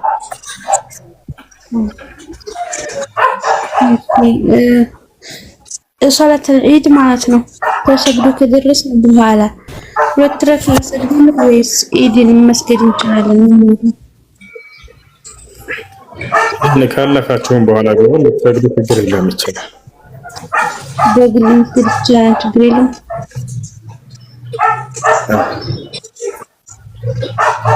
ውሻን ሚውት አድርጋለሁ። ሌላ ጥያቄ አለሽ? ያ በቃኝ፣ ይሄን ነው የምጠይቀው። ገብሩ ብሮ ሰላም ነው አለ። እንዴት ነህ? እንዴት ነህ? አማን ነው። እሺ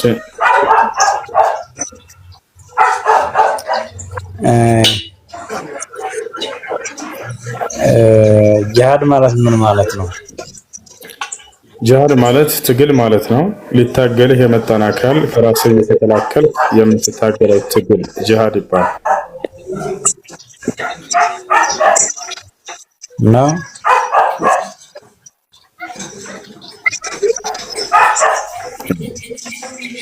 አየ ሊያጠቃህ የሚመጣን አካል ሊያጠቃህ ሊገድልህ የሚመጣን አካል ከራስህ እየተከላከልክ የምታደርገው ማጥቃት እሱ ጂሃድ ይባላል። አላህ በቁርአን ላይ ሲናገር ወቃቲሉ ፊ ሰቢልላሂ አለዚነ ዩቃቲሉነኩም አለ። እነዚያን በሃይማኖታችሁ የሚጋደሏችሁን ከሃዲያኖች ተጋደሏቸው አለ። የሚጋደሏችሁን አለ። አንተን ሊጋደልህ የሚመጣን አካል ከራስህ እየተከላከልክ የምታደርገው ማጥቃት እርሱ ጂሃድ ይባላል። ሰላማዊ ሰዎችን ሄዶ መግደል ግን ጂሃድ አይደለም። ይሄ ጥፋት ነው። ይሄ ኃጢአት ነው።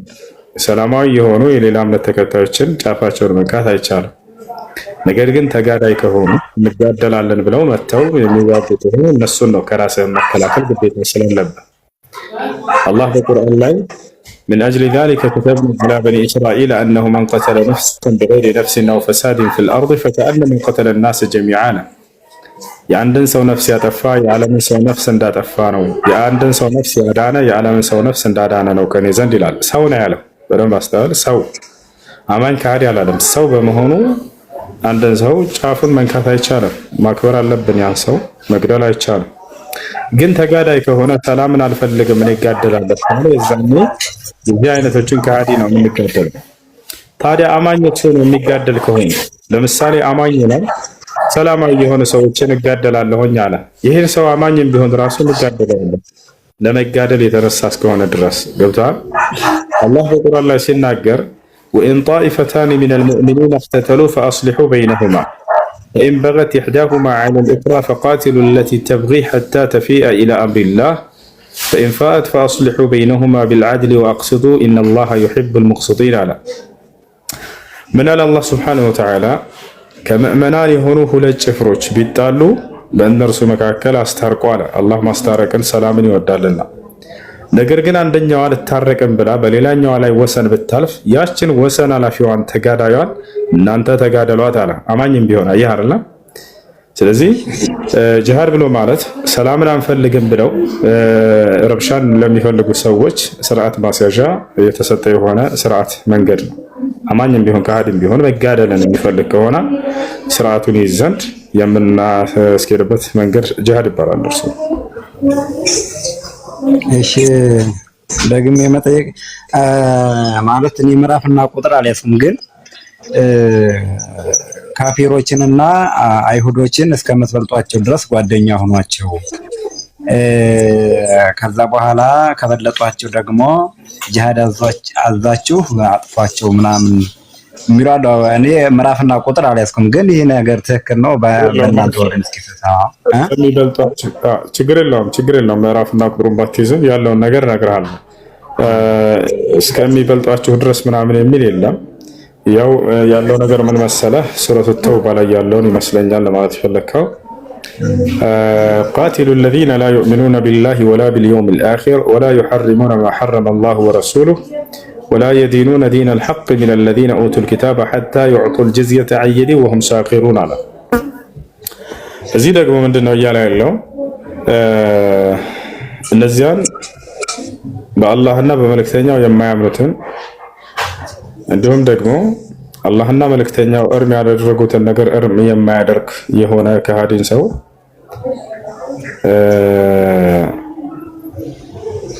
ተገዱ ወይም ዝቅ ያለ ሆኖ ወለድን ምንድነው ይቅርታ አስተግፍሩላህ ግብርን እስኪሰጥ ድረስ ተዋጓቸው ነው የሚለው። አሁን እዚህ ጋር ባለማመናቸው ሳይሆን ተጋደሏቸው እያለ ያለው ባለማመናቸው መብታቸው ነው። ዳዕዋ እናደርግላቸዋለን በአላህ እንዳምኑ በመልእክተኛ እንዳምኑ ከተቀበሉ ሰየው፣ አንቀበልም ካሉ በዚያ ላይ አይደለም እንዋጋቸው የሚጋደሉ ከሆነ ነው ብለናል። አሁን ግን ይህ እየተናገረ ያለው በሙስሊም ሀገር ላይ እየኖሩ ያሉ ከአይሁዶችና ክርስቲያኖች ለምሳሌ በቁርአንና በሐዲስ ትተዳደራለች፣ በእስልምና ህግና ስርዓት ትተዳደራለች። አስተዳዳሪው ሙስሊም ነው። ወጣን የዛኔ በዛች ምድር ላይ አይሁዶችና ክርስቲያኖች መኖር ቢፈልጉ ፈቃድ አላቸው። ዳዕዋ እናደርግላቸዋለን ከተቀበሉ ሰየው፣ አንቀበልም ካሉ ግን እነዚህ ሰዎች በዛች ሀገር ላይ ሲኖሩ ግብር ክፈሉ ይባላሉ። ግብርን የሚከፍሉት ራሳቸው ደህንነት ማስጠበቂያ እንጂ ሌላ አይደለም። አንድ ሰው እንደምታውቀው በአንዲት ሀገር ላይ ሲኖር ጊዜ ያ መንግስት የአስተዳዳሪ መንግስት ከነዚያ ከሀገሩ ሰዎች ግብርን እየተቀበለ ነው ሀገሪቱን የሚያስተዳድረው። የፖሊስ አለበት፣ የወታደር አለበት፣ የበርካታ የሀገሪቱ ልማቶች አለበት። ያን ከየት ነው የሚያንቀሳቅሰው ይመስላችኋል? መንግስት ከኪሱ አይደለም፣ ለራሱ ደሞዝ እየተቀበለ የሚኖር ነው እሱ ራሱ እንደማንኛውም ሰው አይደለም። ስለዚህ ያንን ከህዝቦቹ ሰብስቦ ለሀገሪቱ ለፖሊስ፣ ለወታደር፣ ለሕክምና ቦታዎች ማሰሪያ ሊሆን ይችላል፣ ለልማት ነገራቶች፣ ይሄን ግብር የሚባል ነገር አለ። በዛች ሀገር ላይ እንኖራለን ካሉ አይሁዶችና ክርስቲያኖች ፈቃድ አላቸው፣ ችግር የለውም አኖራቸዋል። አላህ ግን ግብር እየከፈሉ ይኑሩ። ግብር የሚከፍሉት ለራሳቸው ዞሮ ደህንነት ማስጠበቂያ ነው። ያ ደህንነታቸውን የሚጠብቅላቸው ፖሊስ ከእነርሱ ተቀብሎ ተከፍሎት ነው። ገብቷቸዋል አይደል? ያ ወታደር ከእነርሱ በሚያገኘው ገቢ ነው። ለዚያ ነው አይ አንከፍልም ምን አገባህ እንደፈለክ እንኖራለን ካሉ የዛኔ ወይ ከዛች ሀገር ይሄዳሉ፣ ወይንም ደግሞ ይሄንን አንከፍልም ብለው እዛው በግዴታ እንኖራለን ካሉ በራሳቸው ጊዜ ጦርነትን ፈለጉ ማለት ነው። ያ ነው በራሳቸው ጊዜ ጦርነትን ፈለጉ። ስለዚህ እነሱን ነው ተገሏቸው ተብሎ እየተነገረ ወይንም ተጋደላቸው ተብሎ የተነገሩ ባለማመናቸው ሳይሆን በዛች ሀገር ህግና ስርዓት አንኖርም ብለው ግብርን አንሰጥም በማለታቸው ምክንያት ይሄ ነው። እሺ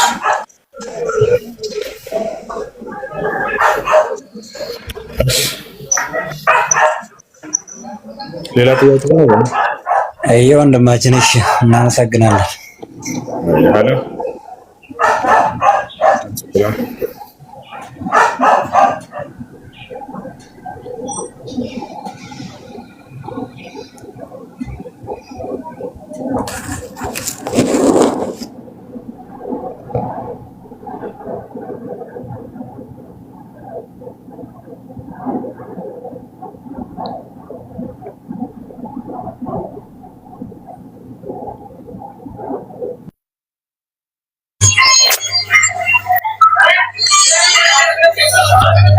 ሰላም አለይኩም ወሱ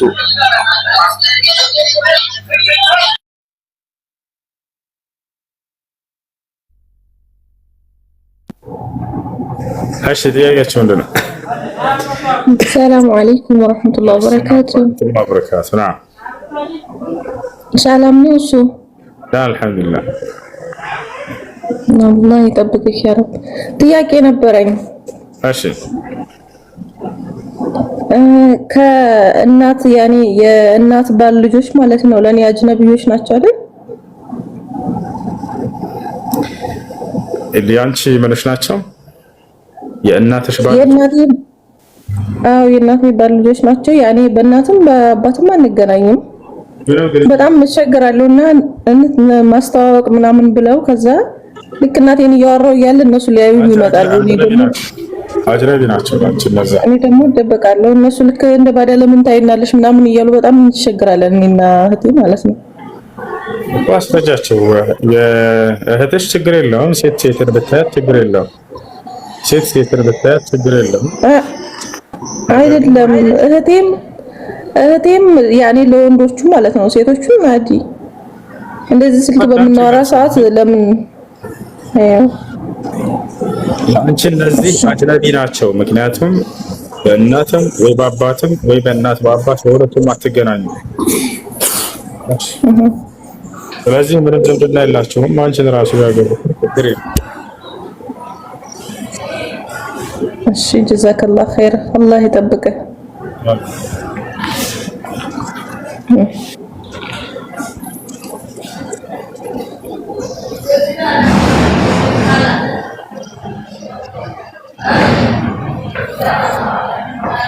አንረብሽም።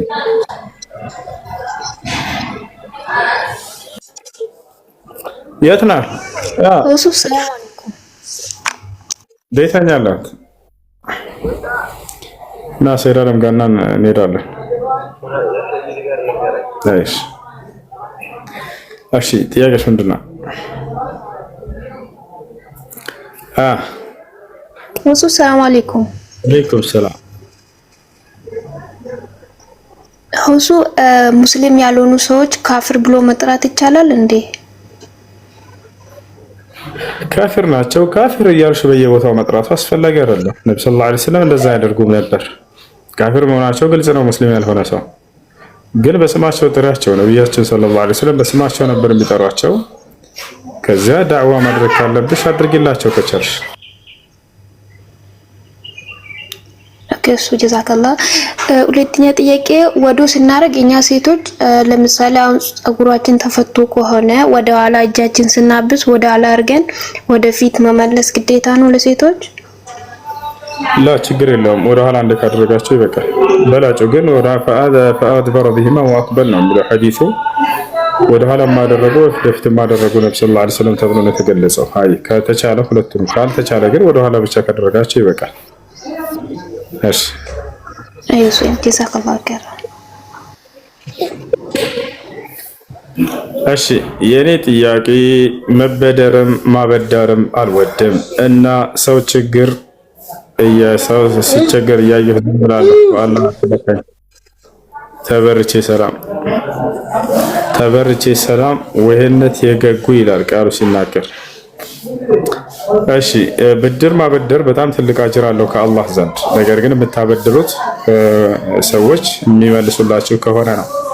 የማይመልስ ከሆነና የሰዎችን ብር በዛ አጭበርብራችሁ እንደሚቀር ካወቃችሁ ለዚህ ያለ ሰው አታበድሩ።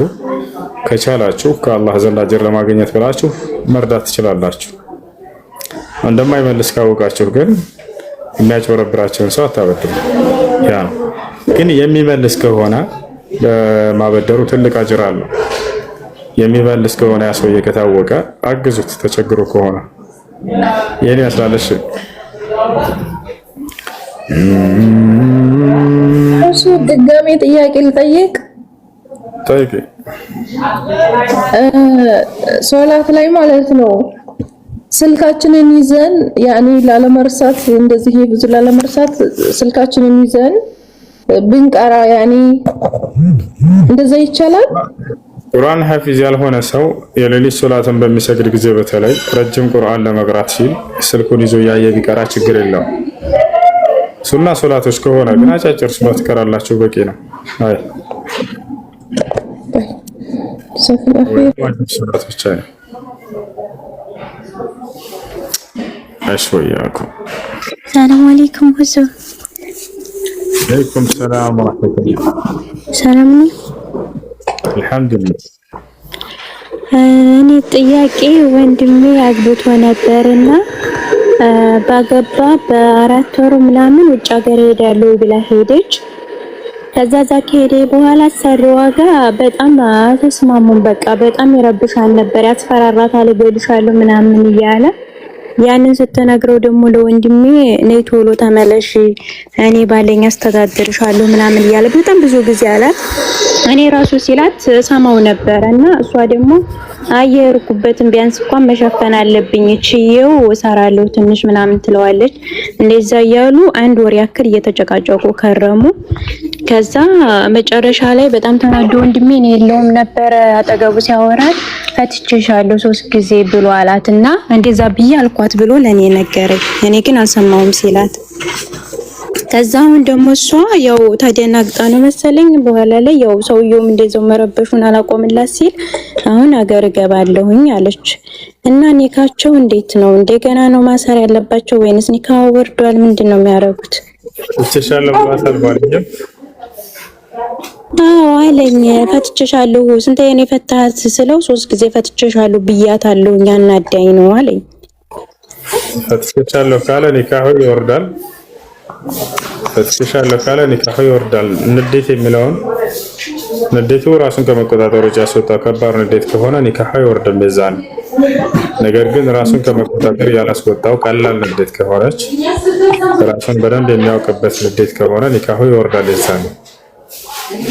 እና ኒካቸው እንደገና በሸሪዓ ፍርድ ቤት ማደስ ይችላሉ ወይንስ አይችሉም? ተናዶ ከሆነ ንዴቱ ራሱን ከመቆጣጠር ውጭ ያስወጣው ንዴት ከሆነ በዚያ ውስጥ የሚናገረውን የሚለውን የማያውቅበት ከባድ ንዴት ውስጥ ገብተው ከሆነ ጭራሽ ኒካሁ አይወርድም። ሸሪዓ ፍርድ ቤት መሄድ አይጠበቅባቸውም። ኒካሃቸውን መቀጠል ይችላሉ። ነገር ግን በዛ በንዴት ራሱን ከመቆጣጠር ውጭ ያላስወጣው ቀላል ንዴት ከሆነ ራሱን በደንብ የሚያውቅና የሚያስተውል የሚያገናዝብ ከሆነ የፈታው ኒካሁ ይወርዳል። እና እንደገና ማደስም አይችሉም ማለት ነው። يلا انزلي تحت اختي ጥያቄ ያለው ሲቀጥል ሰላም አለይኩም። ይሄን ያውቃሉ። አንድ ልጅ በኒካ ያልወለዳት ሰና መግባት ይችላል። ናግባ። ሰላም አለይኩም። አይ ሰላም ናግባ ለከላና ይሄንን ያውቃሉ አለ እና ከምን ነገር እንግባ ነው ልቀጥል እያወራህ ነው አይደል? ምን ታርክ ናግባና ስለማናውቅ አሳውቀን ገብተህ አትገባም። እሺ ጥያቄ አለ ይቀጥል። እኔ ጥያቄ አፍንጫ ለሴት ልጅ መበሳት እንዴት ነው? ይቻላል። ይቻላል። ሼክ አብዱልዓዚዝ ብን ባዝ ሴት ልጅ አፍንጫ መበሳት ትችላለች ብለው ፈትዋ ሰጥተዋል። ይቻላል፣ ችግር የለም። ግን ሴት ልጅ አንድ የመረጋጋት እህት ሴት ልጅ ስትዋብና ስትቆነጃጅ ባዕድ ወንዶችን ፈተና ላይ ለመጣል ብላ ሳይሆን ያንን ለባለብሳ የምትወጣው ሴቶች ባሉበት ይሁን። እንዲሁም ደግሞ ባሏ በዚያ ነገር ይደሰት ዘንድ ብላ ሴት ልጅ ብትቆረጃች ብትዋብ ትልቅ አጅርን ከአላህ ዘንድ ታገኛለች። ከዚያ ውጭ ግን ባዶ ወንዶችን ፈተና ላይ ለመጣል ብላ ከሆነ እንዲህ ለባብሳ የምትወጣው እሱ አይቻልም። እሺ ሁለተኛ ጥያቄ አለ ልቀጥል? እሺ ይቻላል። ጥፍር የሚገባ ጥፍር መጥቷል። አሁን የኢስላሚክ ጥፍር እያሉ ማለት ነው። እንደ ቀለበት ነው የሚደረገው ኢስላሚክ ጥፍር ብለው አዲስ መጥቷል። ሰው ራሱ እንደዛ ነው የሚባለውና እንደ ቀለበት ነው ጫፍ ላይ የሚገባው የሚወልቀው። ለሰላት ታውልቀዋለህ፣ ሰላት ሰግደህ ስትጨርስ ታደርገዋለህና ብዙ ሙስሊሞች እንደዛ ይጠቀማሉና ይፈቀዳል አይፈቀድም እሱ ነገር? አቻ ነብዩ ሰለላሁ ዐለይሂ ወሰለም ጥፍሮቻቸው ከ40 ቀን በላይ አታሳደጓቸው ቁረጧቸው ብለው ተናግረዋል። ጭራሽ ኢስላሚክ ጥፍር ብለው አመጡ።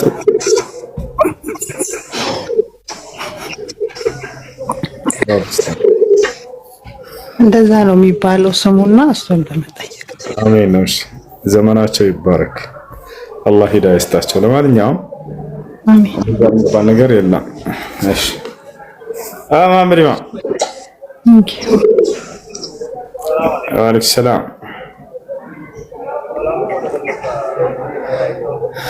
ነበርኩኝ መጥቻለሁ። ዛሬ አልነበርኩም። ደገ ዛሬ አልነበርኩም። አሁን መጥቻለሁ። የት ነህ? የት ነህ? መጥቻለሁ። እንገናኛለን። ደውል ላይቭ ላይ ነው።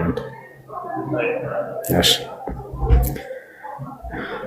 እሺ። እና ለማንኛውም ነቢያችን ሰለላሁ ዐለይሂ ወሰለም ጥፍራቸውን በየ40 ቀኑ ቁረጡት ብለው አስተምረው ሳሉ ሌላ ተጨማሪ ጥፍር ማምጣት የአዳ ኺላፍ ሱና የሱና ተቃራኒ የሆነ ተግባር ነው።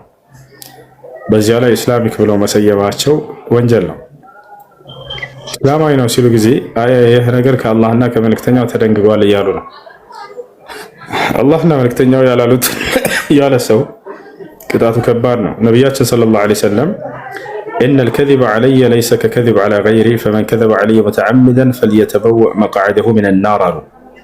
በእኔ ላይ መዋሸት በሌላ ሰው ላይ እንደ መዋሸት አይደለም አሉ። በእኔ ላይ የዋሸ ሰው አውቆ ሆን ብሎ የዋሸ ሰው ከወዲሁ የጀሃነም እሳት ላይ መቀመጫውን ያዘጋጃት ብሎ ተናግረዋል። አላህ ሱብሓነሁ ወተዓላ በእርሱ ላይ የዋሹ ሰዎች ያላለውን ብለዋል የሚሉ ሰዎችን አስመልክቶ ወላ ተቁሉ ሊማ ተሲፉ አልሲነትኩም ልከዚብ ሃዛ ሐላል ወሃዛ ሐራም ሊተፍተሩ ዐላ ላሂ ልከዚብ ኢነ ለዚነ የፍተሩነ ዐላ ላሂ ልከዚብ ላ ዩፍሊሑን ብለዋል። እነዚያ በአላህ ላይ ቅጥፈትን የሚቀጥፉ ሰዎች ያላለውን ብለዋል ብለው ሐላል ይሄ ሐላል ነው ይሄ ሐራም ነው እያሉ አላህ ያላለውን የተናገሩ ሰዎች መቼም አይድኑም። ቅጥፈ ማነው ላ ዩፍሊሑን ብሎ ተናግሯል። ስለዚህ አይቻልም፣ አይፈቀድም። እስላማዊ ብለው ሲናገሩ ከአላህና ከመልእክተኛው ዘንድ የተደነገገ ነው እያሉ ነው። አላህና መልእክተኛ ያልደነገጉት ከሆነ ደግሞ በዚያ ነገር ላይ ያለ እውቀት መናገር ወንጀል ነው። እሺ አንድ ጥያቄ ልጨምር። አፉ በለኝ። አፉ ጨምሪ። ጾም እርግዝና ላይ ያለው መጾም አልቻልኩም ነበርና እንትን አልኩ አፈጠርኩ በላሁ ማለት ነው አንድ ወሩንና እሱን ጾሜ መልሻለሁ። ደግሞ እያጠባሁ እያለ እንደዚሁ አልቻልኩም እና እሱን አልጾምኩምና አልችልም መክፈል። ጾመሽን መክፈልም ነው የምትችይው አሉኝ። መጾም አለብሽ። አንደኛ መጾም ነው ያለብሽ። ያለፍሽን ቀጣዎች ከፋራ ወይንም ቅጣት የሚባለው ነገር አንድ ሰው ረመዳን ቀጣ ያለበት ያን ቀጣ ሳያወጣ ያለምን ምክንያት ቀጣዩ ረመዳን እስኪገባ ድረስ ካሳለፈው ነው ቅጣት የሚኖርበት። ያንቺ እንዴት ነው? የኔ አልፏል። ረመዳንን ጾም ያለው እሺ፣ ቀጣ አልመልስ ማለት ነው።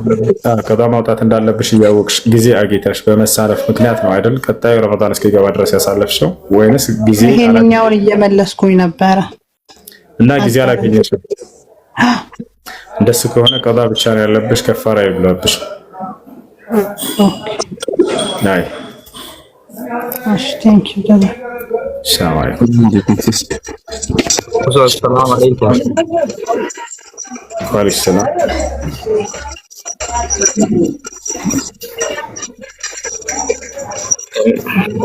በጣም ነው የኔ ጥያቄ ይላ አንተም ጠንቃልከኝ ይፈጣለሁ።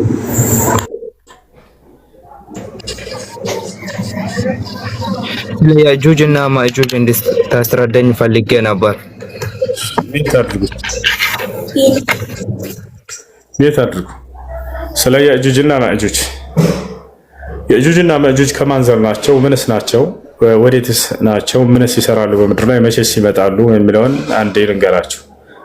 ያጁጅና ማጁጅ ከማን ናቸው ከሚለው ነው መነሳት ያለብን። ያጁጅና ማጁጅ ከአደም ዘር ናቸው። ሁም ምን ዙርየቲ አደም አልከፈራ ከሃዲያኖች ዘር ናቸው። ከአደም ዘሮች ናቸው። ከአደም ዘር ለመሆናቸው ማስረጃ አላህ ሱብሓነሁ ወተዓላ የትንሣኤ ቀን የቂያማ ቀን አደምን ዓለይሂ ሰላምን ያ አደም አኽሪጅ በዕሰ ናር ሚን ዙርየቲክ ይለዋል። አደም ሆይ ከዘሮችህ የእሳት ሰዎችን አውጣ ብሎ ያዘዋል።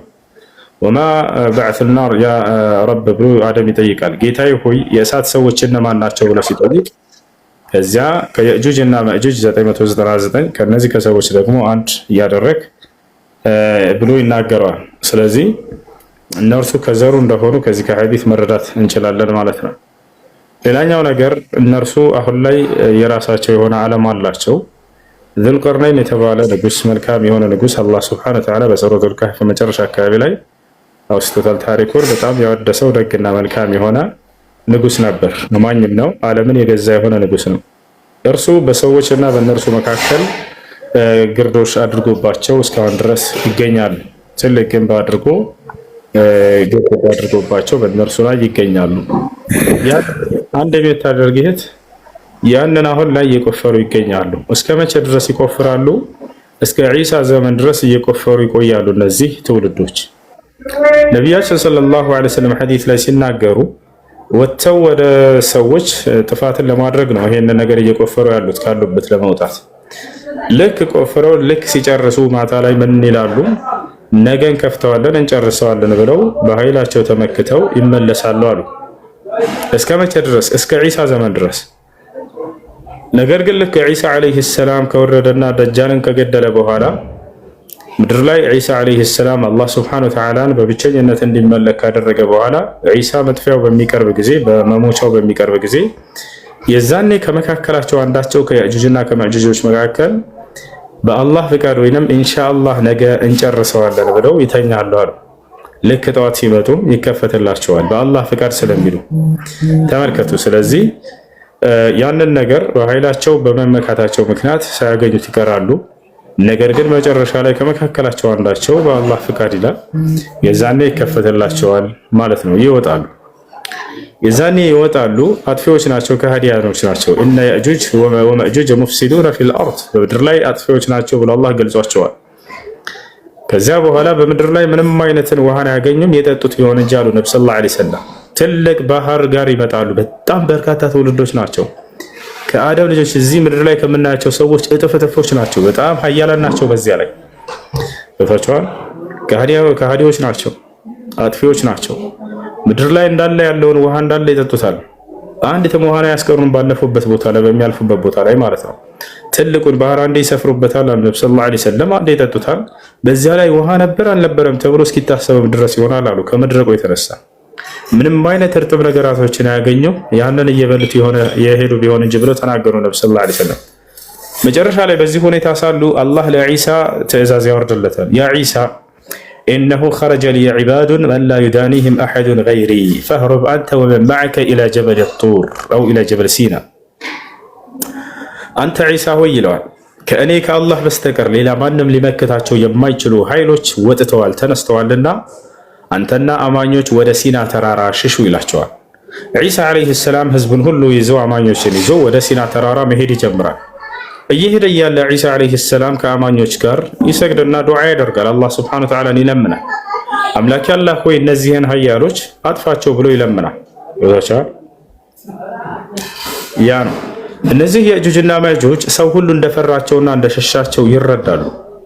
ሲረዱ ጊዜ የምድር ሰዎች ፈርተውናል፣ ሸሽተዋል። ስለዚህ የሰማይን መላእክቶችን እንግደል ብለው ሰይፋቸውን ጦራቸውን ይወረውራሉ። በዚያው ባሉበት ሁኔታ ለፈተና ይሆን ዘንድ ያንን ነገር መላእክቶች ተቀብለው ደም ለቅልቀው ይልኩላቸዋል። ያውና የምድር ፍጥረታቶችን አሸንፈን የሰማይን አካሎች አሸንፈናል፣ ከኛ በላይ ኃያል ማን አለ ብለው ይፎክራሉ።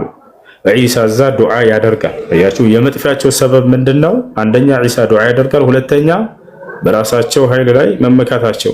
እነዚህ ሰዎች ማንም ከኛ በላይ የለም በማለታቸው።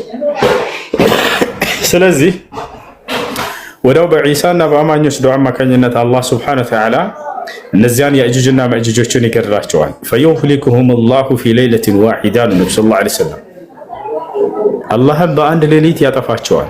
እንዴት ነው የሚያጠፋቸው? ፈዩርሲሉ ዐለይሂም አዱዳ ፈተድኹሉ ሚን ዐላ ሩኡሲሂም ፈተኽሩጅ ሚን ተሕቲሂም። አላህ ሱብሓነሁ ወተዓላ በእነዚህ በየእጁጅና መእጁጆች ላይ ትልን ያስነሳባቸዋል ከሆነ ቦታ። እነዚያ ትሎች መጥተው በጭንቅላታቸው ይገባሉ፣ በታች ይወጣሉ፣ ይገድላቸዋል። በአንድ ሌሊት ሁላቸውም ይጠፋሉ አሉ ነቢ ሰለላሁ ዐለይሂ ወሰለም። በዚህ ጊዜ ዒሳ ዐለይሂ ሰላም ዱዓ ያደርጋል። አሁንም በድጋሚ እነዚህ የእጁጅና መእጁጅ ፍጥረቶች ናቸው፣ ከሰው ዘር ናቸው። በሚሞቱና በሚቆዩ ጊዜ የሰው ልጅ አስክሬኑ ይሸታል፣ ይጠነባል፣ ይገማል አይደለ? የዚያ ዒሳ ዱዓ ያደርጋል። አምላክ አላህ ሆይ እነዚህን የእጁጅና መእጁጆችን አንሳቸው ከዚህ ከምድር ላይ ብሎ ይለምናል። አላህ ሱብሓነሁ ወተዓላ አንገታቸው በጣም ረጃጅም የሆኑ ወፎችን ያስነሳል ከሆነ ቦታ። እነዚያ የሄዱና እያንዳንዱን የእጁጅና መእጁጅ እያነሱ እያንጠለጠሉ አላህ ወዳሻበት ቦታ ይጥሏቸዋል አሉ ነቢ ሰለላሁ ዐለይሂ ወሰለም። ከዚያም ምድር መጸዳት መጠራት አለባትና ከዚህ ከጠረባና ከሸተተ ነገር አላህ ሱብሓነሁ ወተዓላ ኃይለኛ የሆነን ዝናብን ይልካል። የዛኔ ዓለምን ሁሉ እጥብጥብ የሚያደርግ ከዚያም በዚያም አላህ ሱብሓነሁ ወተዓላ ከሰማይ በረከትን ያወርዳል፣ ከምድር ጸጋን ያወጣል።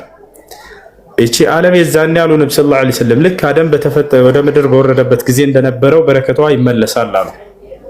ለምሳሌ ለናሙናነት ያክል ገለጹልን። ሮማን ታውቃላችሁ? የሚበላው የሮማን ቅጠሉ አንዱ የዛኔ 9 ሰዎችን ማነው እስከ 10 ሰዎች ያስጠልላል አሉ። እስከ 10 ሰው ያስጠልላል አንዱ ቅጠሏ ብቻ። ፍሬው ምን ያክል ነው? እነ ሙዝ እነ ፓፓዬ ምናምን በዚህ አስቧቸው። የምድር በረከቶች አደም ሲወርድ በምድር ላይ ምንም የዛኔ ኃጢአት ስላልተሰራባት በጸጋ የተሞላች ነበረች። ዛሬ ሙዝ እንደምናያት እችን የምታክል አልነበረችም በአደም ጊዜ። አደም ዓለይሂ ሰላም 60 ክንድ የሆነ ሰው ነው፣ ወይም 30 ሜትር ነው። እችን የምታክል ሙዝ ዛሬ ትበቃዋለች ይመስላችኋል? በእጅ ለመያዝ ለአንደዛ አልነበረም። በሰውነታቸው ልክ ነበር ጸጋው ሁሉ። የሰው ልጅ በምድር ላይ ኃጢአትን ባደረገ ቁጥር ተክለ ሰውነቱንም ጸጋውን እየተነጠቀ የምድር ጸጋንና በረከትንም እየተነጠቁ ዛሬ እዚች ደርሳ ነው እነዚህ ፍራፍሬዎች የምታያቸው። ስለዚህ ወደ ነበሩበት ይመለሳሉ አሉ ነብዩ ሰለላሁ ዐለይሂ ወሰለም። እነዚያ ሁሉ ለምን? ምክንያቱም የዛኔ የምድር ሰዎች ሁሉ እንዳለ አማኝ ይሆናሉ። አንድ ከሃዲ በምድር ላይ አይኖራትም። በመሲሁ ዘመን አንድ ሌላ ሃይማኖት አይኖርም ከእስልምና ውጭ። ነብዩ ሰለላሁ ዐለይሂ ወሰለም ፈዩህሊኩ ላሁ ኩለል ሚለል ፊ ዘማኒሂ ወላ የብቃ ኢለል ኢስላም አሉ። በክርስቶስ በመሲሁ ዘመን የዛኔ በምድር ላይ ሁሉም ሃይማኖቶች ይጠፋሉ፣ ከእስልምና ውጭ ሌላ ማንም ሃይማኖት አይኖርም አሉ። ወላ ዩዕበዱ ኢለላህ አሉ። ከአንዱ አምላክ ከአላህ በስተቀር ሌላ ማንም አይመለክም በእርሱ ዘመን አሉ። አላህ ደግሞ ስለዚህ ቃል የገባው ነገር አለ በቁርአን ላይ። እርሱም ምንድን ነው? የዚች ዓለም ሰዎች በእኔ ካመኑ ከሰማይ በረከትን ላወርድላቸው ከምድር ጸጋ ላወጣላቸው ብሎ ቃል ገብቷል። የቱ ጋር ከተባለ በሱረት አልአዕራፍ ቃለ ሱብሓነሁ ወተዓላ ወለው አነ አህለል ቁራ አመኑ ወተቀው ለፈተሕና ዐለይሂም በረካትን ሚነ ሰማኢ ወልአርድ ወላኪን ከዘቡ ፈአኸዝናሁም ቢማ ካኑ የክሲቡን ይላል። የዚች ዓለም ሰዎች እኔም ቢያምኑና በእኔንም ቢፈሩ በእኔ ሕግና ስራ ቢተዳደሩ ከሰማይ በረከትን በከፈትኩና ባወረድኩላቸው ከምድርም ጸጋንና በረከትን ባወጣሁላቸው ነበር አለ። ያን በዚያ ዘመን ይፈጽመዋል። ታዲያ በመሲሁ ዘመን የዛኔ አንድም ድሃ አይኖርም አሉ ነብዩ ሰለላሁ ዐለይሂ ወሰለም። አንዲትም ድሃ አይኖርም። ምጽዋት የሚቀበል ድሃ አይኖርም። ሰደቃ ሁሉም አለው። ወዩፊዱል ማል አሉ ነብዩ ሰለላሁ ዐለይሂ ወሰለም። መሲሁ የዛኔ ለዚህ የዓለም ሰዎች ገንዘብን ይለቅላቸዋል አሉ። እርሱ ነው መሪ፣ እርሱ ነው አስተዳደር። የሚያስተዳድረው በቁርአንና በሐዲስ ነው። ራሱ የሚተዳደረው በዚያ ነው። ስለዚህ ነቢያቶች ምድራዊ ሰዎች አይደሉም። ያ ማለት እንደ ምድራዊ ንጉሶች አይደሉም። ገንዘብን ለራሳቸው የሚያካብቱና የሚያጠራቅሙ አይደሉም። ለድሃ የሚለቁ ናቸው። ታዲያ መሲሁ በተለይ እርሱ ደግሞ ይለያል። ያ ማለት ምድራዊ ጸጋን እንትን የሚል ሰው አልነበረም። ለምድራዊ ጸጋ የሚኖር ሰው አልነበረም። ስለዚህ ለሰዎች እንዳለ ሀብትን ይለቅላቸዋል። ምድር ላይ አንድም ድሃ አይኖርም አሉ ነብዩ ሰለላሁ ዐለይሂ ወሰለም። በአንድ ሐዲስ ላይ እንዳው ምን አሉ? ተሰደቁ ቀብለ አን የእቲየ ዐለ ናሲ ዘማኑን ፈየኽሩጁ ረጁሉ ቢሰደቀቲሂ ወላ የቅበሉሁ አሐድ። አደራ ሰዎች ከወዲሁ ምጽዋትን ስጡ፣ ሰደቃን ስጡ ለድሃዎች ለምስኪኖች አሉ። የሆነ ዘመን በሰዎች ላይ ከመምጣቱ በፊት በዚያም ዘመን ሰዎች ሰደቃን ለመስጠት ምጽዋት ለመስጠት ገንዘባቸውን ተሸክመው ይወጣሉ በጆንያ። የሚቀበላቸው ድሃ አጥተው ገንዘባቸውን ተሸክመው ወደ ቤታቸው የሚመለሱበት ጊዜ ከመምጣቱ በፊት አሉ። ያ ሰላም አይቻል። ስለዚህ ያ ዘመን የማን ዘመን ነው ከተባለ የዒሳ ዓለይሂ ሰላም ዘመን ነው። ያንን ጸጋ ያገኙበት ምክንያት ሰዎች ሁሉም ለአንዱ አምላክ ለአላህ ስለሚገዙ ነው። የዛኔ ከአላህ ውጭ ሌላ ማንም የሚመለክ የለም በምድር ላይ። ከዛ በኋላ እነዛ ያጁጅና ማጁጅ ጠፍተዋል። ዒሳም ከትንሽ ቆይታ በኋላ ከ7 ዓመት ቆይታ በኋላ ይሞታል። ቀስ በቀስ ሰዎች ወደ ባዕድ አምልኮ ይመለሳሉ። ቀስ በቀስ ይመለሳሉ፣ ጣዖት ማምለክ ይጀምራሉ። ከዚያ በኋላ እስከ የውመል ቂያማ ይሆናል። የዛኔ በካህዲያኖች ላይ ቂያማ ትፈጸማለች ማለት ነው። ይሄ ነው ባጭሩ። እሺ እነሱም ለፍርድ ይቀርባሉ ወይ ሁሱ? አዎ ከነዚህ ያጁጅና ማጁጅ ይቀርባሉ እንጂ ካህዲያኖች እኮ ናቸው። ከዛ ወደ ጀሃነም ይገባሉ። እሺ አሁን እሱ በዛ ላይ መኖራቸው አሁን የት እንዳሉ ይታወቃሉ? አላህ አለም ቢመካኒ ዑለሞች የተናገሩት ነገር አለ። ነገር ግን ከቁርአንና ከሐዲስ እስካልተገለጸ ድረስ አላህ ሱብሓነሁ ወተዓላ የሆነ ቦታ ላይ እንደዘጋባቸው በዙልቀርነይን አማካኝነት ያን የተናገረው በሰዎች ወደ ሰዎች እንዳይደርሱ ዘግቶባቸዋል። እነርሱ ከምድር በታች ነው ያሉት። እሺ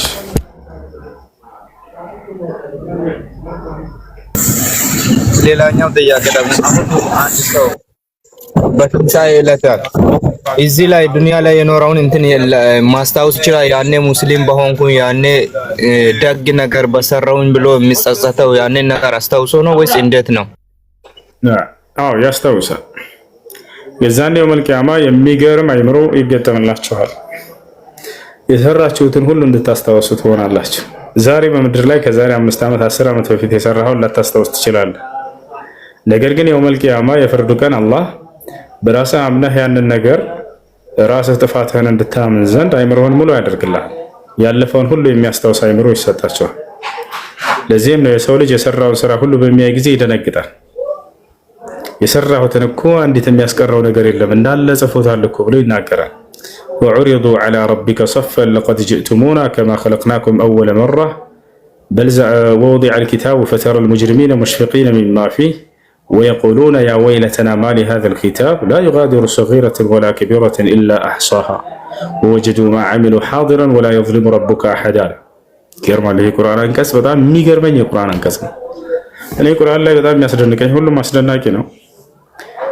ስለ ወደፊቱ የሚሆነውን ነገር አላህ የሚያውቅ ነው። ያንን መናገሩ ያ የተናገረው ነገራቶች ስታነቡ ጊዜ በጣም ትገረማላችሁ።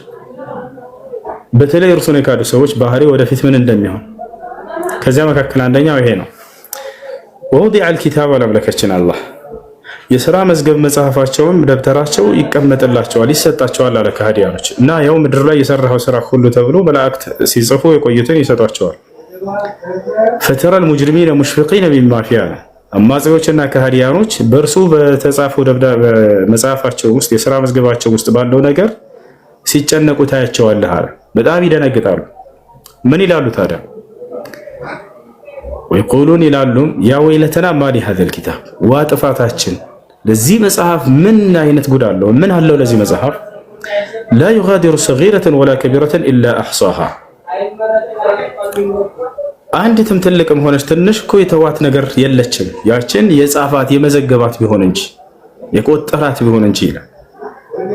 እያንዳንዱን ያስታውሳሉ። የት ቦታ እንደሰሩ ኃጢአት፣ መቼ እንደሰሩ፣ ከማን ጋር እንደሰሩ፣ በየትኛው ጊዜ ላይ እንደሰሩ ሁሉን የማስታወስ ሙሉ ብቃትን አላህ ይሰጣቸዋል።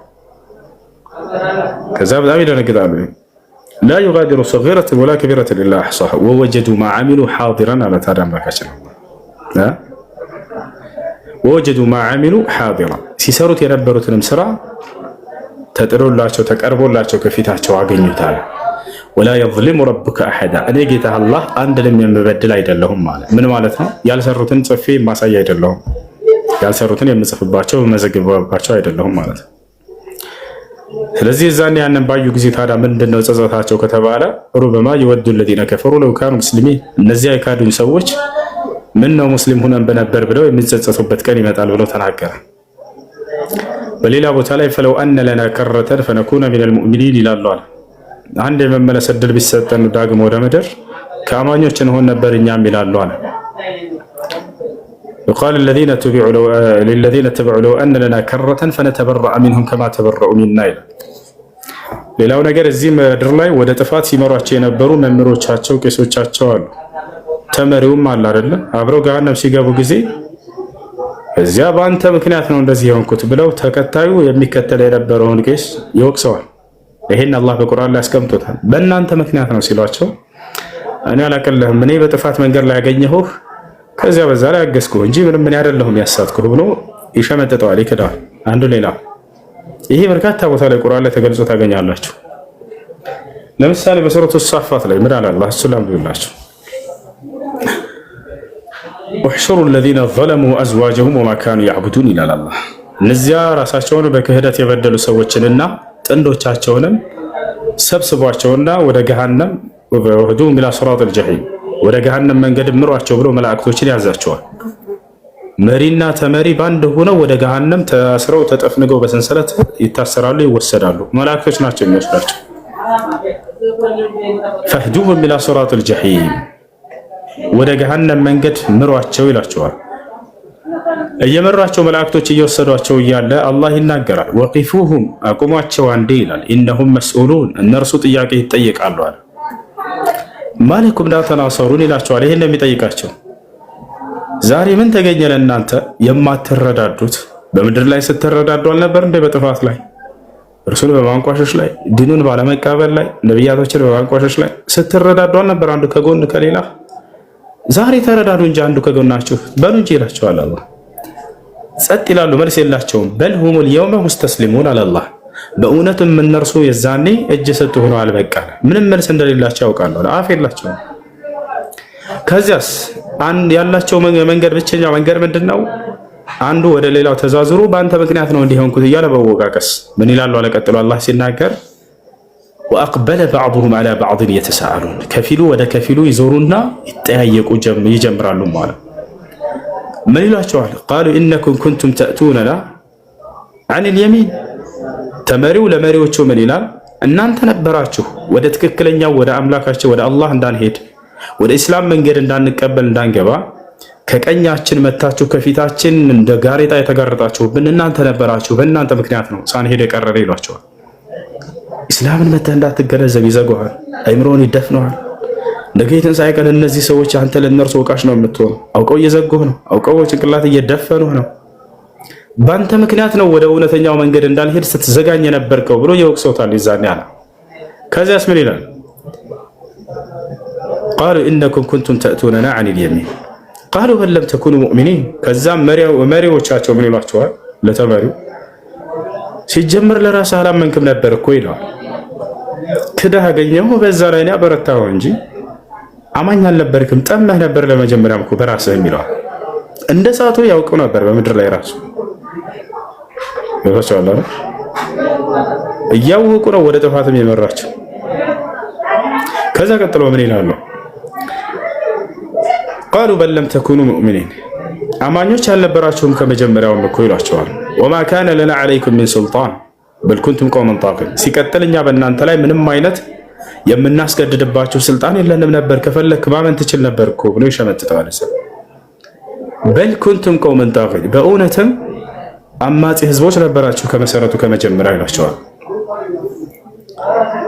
ፈሐቀ ዐለይና ቀውሉ ረቢና ኢና ኩና ጣጊን አሁን የጌታችን የአላህ ቃል በእኛ ላይ እውን ሆኖብናል፣ ተረጋግጦብናል። ከሃዲያኖች ወደ ገሃነም የሚለው እኛም እናንተም አሁን ገቢዎች ነን።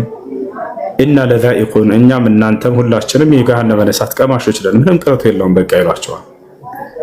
ከዛም እንደሚሏቸው ተመልከቱ። ፈአግወይናኩም ኢና ኩና ጋዊን ይሏቸዋል። አጠመምናችሁ በእርግጥም እኛም ጠመን ነበር ይሏቸዋል።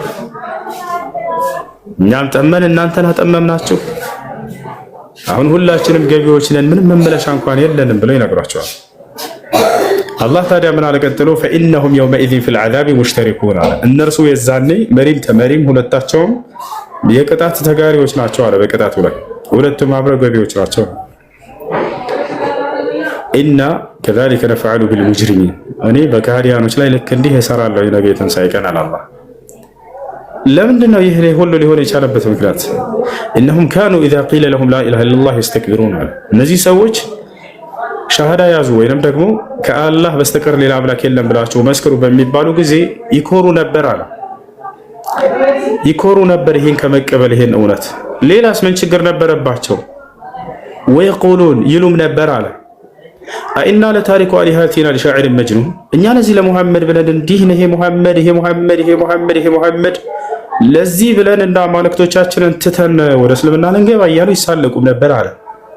ልክ አሁን ላይ ያለው ነገር ወላሂ ቁርአን እየተናገረ ያለው አኢና ለታሪኩ አሊሃቲና ሊሻዒር መጅኑን ለዚህ ለእብድና ለዚህ ገጣሚ ብለን እኛ ይሄን አማልክቶቻችንን ልንተው በፍጹም አናደርግ። ለምንድን ነው እስልምና የማትቀበሉት? ሙሐመድ አይሻን አግብቶ ለምንድን ነው ሙሐመድ 9 ሚስት አግብቶ ለምንድን ነው ሙሐመድ እንደዚህ ጅብሪል እንደዚህ ሆኖ ለምንድን ነው ሙሐመድ እንደዚህ ብሎ አላህ ቃል በቃል ቁርአን ላይ ተናገረው። እውነትን እንዳትቀበሉ ምን አገራችሁ በሚባሉም ጊዜ አንደኛ ስለ አምላክ ሲነገራቸው ይሳለቁም ነበር። ሁለተኛው ደግሞ ለዚህ ለሙሐመድ ብለን እንዴት ብለን ይሄንን እያየን እንቀበላለን እያሉ በእርሱ ይሳለቁም ነበር አለ። ወየቁሉነ አኢና ለታሪኩ አሊሀቲና ሊሻዒር መጅኑን ከዚያ አላህ መሰከረ ስለ እርሳቸው ምን አለ? በል ጃአ ቢልሐቅ ወሰደቀ አልሙርሰሊን በእውነትም ሙሐመድ እነርሱ እንዳሉት አይደለም እውነትን ነበር ይዞላቸው የመጣው የቀደሙትንም ነቢያትንም አረጋግጧል አለ። ያ ሰላም ሁለት ነገራትን ገለጸ። አንደኛ የያዘውን እውነት አያዩም እነዚህ ሰዎች ታወሩ። ይልቁንስ እርሱ እንትናና ገባ በማለት ተጠመዱ። ይዞት የመጣው መንገድ ምንድን ነው? የለም ያን ማየት አይፈልጉም። ሁለተኛ ይዞት የመጣው የቀደሙትን ነቢያቶች ያረጋገጠን መጽሐፍ ነው። ነቢይ ሰለላሁ ዐለይሂ ወሰለም የቀደሙትን ነቢያት እንደ ነቢይ አረጋግጠዋል። አብርሃም ነቢይ ነው፣ ኢስሐቅ፣ ያዕቆብ፣ እነ ሙሴ፣ እነ ዮሴፍ እነዚህን ሁሉ ከማንም በላይ ክብር የሰጠን መጽሐፍ እኮ ነው ይዘው የመጡት። እሺ የቀደሙትን ነቢያት መንገድ ይዘው ባይመጡ የራሳቸውን ይዘው ቢመጡ ከየት መጣህ አንተ መጀመሪያ ማን ነበርክ ተብሎ ይዛኔ ይጠይቃሉ። ነገር ግን ሙሉ መጽሐፉ የሚለው ምንድነው? ወተበዕቱ ሚለተ አባኢ ኢብራሂም ወኢስሐቅ ያዕቆብ ነው። የአባቶቼን የአብርሃምን የኢስሐቅን የያዕቆብን መንገድ ተከተልኩ በል የሚል አንቀጽ ነው እንዳለ ወራቻላ ያ ይሄንን ታላቅ እውነት ይሄንን ታላቅ ብርሃን እንዳያዩ በእርሳቸው ላይ ጥላሸት እየቀቡ እንዳይገቡ ያቅዷቸዋል። ነገ የትንሣኤ ቀን ግን እነዚህ ሰዎች ለእነዚህኞቹ ወቃሾች ሆነው ይቀርባሉ። አንዱ ሌላ አንተ ነህ በዚህ ምክንያት ይባባላሉ ይላል። ይሄን አላህ እንዲህ አይነት አንቀጾች በርካታ ቦታ ላይ ገልጿቸዋል። በሌላ ቦታ ላይ ሲናገር አላህ ሱብሓነሁ ወተዓላ ምን ይላል? በሱረቱል አሕዛብ መጨረሻው ገጽ ላይ ኢነላህ ለዐነ አልካፊሪነ ወአዐደ ለሁም ሰዒራ ይላል። እነሆ እኔ አምላካቸው አላህ ከሃዲያኖችን ረገምኳቸው ማለት ነው። ከአላህ እዝነት መራቃቸውን ለመግለጽ ነው። ከአላህ እዝነት የራቁት በምንድን ነው? ራሳቸው በመካዳቸው። ገብታችኋል አይደል? አንድ ሰው ኃጢአትና ክህደትን ሲያደርግ ከአላህ እዝነት እየራቀ ይሄዳል በራሱ ጊዜ። ከአላህ እዝነት መራቅን ያመጣው በራሱ ነው እንጂ የሰው ልጅ አላህ ርቆት አይደለም። አላህ ማንንም አያርቅም። አላህ ማንንም የሚረግም አይደለም። ግን እርግማን ሲባል ጊዜ ምንድን ነው? اللعن هو البعد من رحمة الله سبحانه وتعالى الطرد من رحمة الله سبحانه وتعالى كالله هزنت مراق معناتنا يسولش كالله هزنت يمرقوا براسو كزي ነው الله ሰዎችን አርቆ አልፈጠራቸው እንደውም አቅርቦ ነው የፈጠራቸው ግን በራሳቸው ኃጢአትን እያደረጉ ሲሄዱ ጊዜ ከእርሱ እየራቁ ይሄዳሉ ክህደትን ሲያደርጉ ከእርሱ ይርቃሉ وأعد لهم سعيرا ለታዲያ ለካህዲያኖች የተቀጣጠለችዋን እሳት አዘጋጅቶላቸዋል አለ የተቀጣጠለችዋን እሳት جهنم اللي تقطعت የሚለውን ሐዲስ ላይ ነብዩ ሰለላሁ ዐለይሂ ወሰለም ተናገሩ። وإن كان في هذا الحديث مقال لبعض أهل العلم احترقت النار 1000 سنة حتى احمرت واحترقت 1000 سنة حتى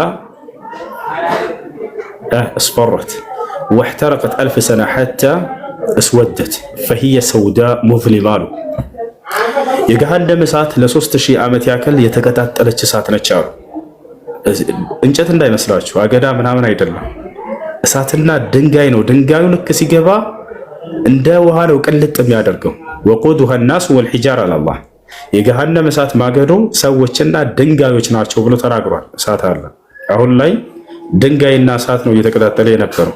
ለ1000 ዓመት ያክል ቀይ እስክትሆን ተቀጣጠለች አሉ። ለ1000 ዓመት ያክል ከዚያም ቢጫ እስክትሆን ተቀጣጠለች። እሳት ሲጀምር ቀይ ይሆናል፣ ከዛ ቢጫ እየሆነ ይመጣል፣ ከዚያስ ጥቁር ይላል። ከዚያ በኋላ ለ1000 ዓመት ያክል ደግሞ ጥቁር እስክትል ተቀጣጠለች። እርሷ አሁን ጨለማ ነች አሉ ነብዩ ሰለላሁ ዐለይሂ ወሰለም። እርሷ አሁን ሰውዳ ጥቁር ነች፣ ሙዝሊማ ጨለማ ዓለም ነች። ልክ ድንጋይ በሚገባ ጊዜ ቅልጥ የሚያደርግ ነው። የሰው ልጅ ከድንጋይ ጠንካራ አይደለም። የዛኔ ሲገባ ጊዜ ሙሉ ቆዳቸውን ክሽለጥ አድርጎ ይጨርሳቸዋል። መሞት አለ ላ መሞት ራሱ የለም። ሞትን አያገኙትም። የሚመኙታል አይሰጡትም። ኧረ አንዴ ግደለንና በቃ ይውጣልን ይላሉ። አትሞቱም ይላል አላህ። በዚያ ሁኔታ ሳለች ነው። ለዚያም ነው እንደዚህ ከሆነች በኋላ አላህ ሱብሓነሁ ወተዓላ ጅብሪልን ሂድ አለው ይላሉ ነብዩ ሰለላሁ ዐለይሂ ወሰለም። ሂድና እስኪ ጀሃነምን እያት አለው። ጀሃነምን እያት ሂድ አያት። ጅብሪል ዐለይሂ ሰላም በጣም አዝኖ መጣሉ ነብዩ ሰለላሁ ዐለይሂ ወሰለም። እንዴት አያት ብሎ አላህ ሱብሓነሁ ወተዓላ ሲጠይቀው ጌታዬ አላህ ሆይ ስለ ጀሃነም የነገርከው ማንኛውም ትውልድ ማንኛውም ሰው አንተን ይክዳል ብዬ አምጽሃል ብዬ አላስብም አለ። በቃ ገብታቻ ሄድና እስኪ ደግሞ ጀነትን ያት አለው። ጀነትን አያትና ጅብሪል ተመለሰ። ምን ትላለህ አለው አላህ ሱብሓነሁ ወተዓላ ያወቀ ጌታዬ አላህ ሆይ ስለ ጀነት ነግረኸው የማይታዘዝህ ይኖራል ብዬ አላስብም። ሁሉም ትውልድህ ነው የሚታዘዘው፣ ሁሉም ፍጥረትህ ነው የሚታዘዘው ብሎ ተናገረ። ሚካኤል ሂድና ጀሃነምን ተባለ። ጀሃነምን አይቶ ሲመጣ ሚካኤል በቃ እሱ ድርቅ ነው ያለው። ፊቱ ላይ ሀዘን ታየ። በቃ የመጨረሻ እስከ ነብዩ ሰለላሁ ዐለይሂ ወሰለም ዘመን ድረስ ሐዲስ ላይ ሲናገሩ ፊቱ ፈታ ብሎ አያውቅም። ማነው ይሄን ያለው? ጅብሪል ራሱ ሲናገር ተመልከቱ። ነብዩ ሰለላሁ ዐለይሂ ወሰለም ጋር ጅብሪልና ሚካኤል ይመጡ ነበር። ከዕለታት አንድ ቀን ጅብሪልና ሚካኤል መጥተው ነብዩ ሰለላሁ ዐለይሂ ወሰለም ጅብሪልን ጠየቁት። ያ ጅብሪል ሊመ ላ አራ ሚካኤል ዳሒከን ቀጥ አሉት። ፈቃለ ጅብሪል ዐለይሂ ሰላም ያ ሙሐመድ ሚካኤል ለም የድሐክ ቀጥ ሙንዘ አን ኹሊቀት ናር። ጅብሪል ሆይ ለምንድን ነው ሚካኤልን ሁሌ ከአንተ ጋር ሲመጣ ሳየው ፈገግ ሲል አይቼው አላውቅም፣ ፊቱ ላይ ሀዘን ነው የሚታየው፣ ለምንድን ነው ብለው ጠየቁት ነብዩ ሰለላሁ ዐለይሂ ወሰለም። ጅብሪል ምን አለ? ሙሐመድ ሆይ ሚካኤል የጀሃነም እሳት ከተፈጠረችበት ጊዜ አንስቶ ፈገግ ብሎ አያውቅም እኮ ብሎ ተናገረ። ተመልከቱ፣ አስቡት፣ ከአደም ጀምሮ ከዚያ በፊት ጀምሮ ሚካኤል ስለሚገባ አዝኖ እንዳይመስላችሁ። ላ አይገቡም መላእክቶች ጀሃነም ያውቃሉ ይሄን እንደማይገቡ። አምላካቸውን አያምፁትም አይክዱትም። ግን ያን ባየ ጊዜ ሰዎች እዚህ መግባታቸውን ከሃዲያኖች መግባታቸውን ሲያስብ በጣም ነበር የደነገጡት። ሰው እዚህ ገብቶ አቅሙ እንደማይችል ያውቃሉና መላእክቶች በጣም አዝነዋል። እና ይህን ይመስላል እና አላህ ምን አለ? ኢነላህ ለዐነ አልካፊሪን ወአዐደ ለሁም ሰዒራ። ያችን የተቀጣጠለችዋን እሳት አዘጋጅቶላቸዋል የሚለው መቀጣጠሏ የሚለው በዚህ ነው የነብዩ ሰለላሁ ዐለይሂ ወሰለም ያብራሩት ሐዲስ ላይ ኻሊዲነ ፊሃ በእርሷም ውስጥ ለዘለዓለም ዘውታሪዎች ናቸው አለ። ላ የጅዱነ ወልየን ወላ ነሲራ ረዳትንም ሆነ አጋዥንም አያገኙም በእርሷ ውስጥ አለ። የውመ ቱቀለቡ ወጁሁሁም ፊናር ፊታቸው በገሃነም ውስጥ በምትገለባበትም ጊዜ በእሳት ውስጥ አለ የሚሉትን አሁን ደግሞ ሊነግረን ነው። የወደፊቱን ሁሉ የሚያውቅ አምላክ ነውና ገብተህ ምን እንደሚል ወደፊቱን ያውቀዋል። ቁርአን ተአምራዊ መጽሐፍ ነው የምንላችሁ ለዚህ ነው።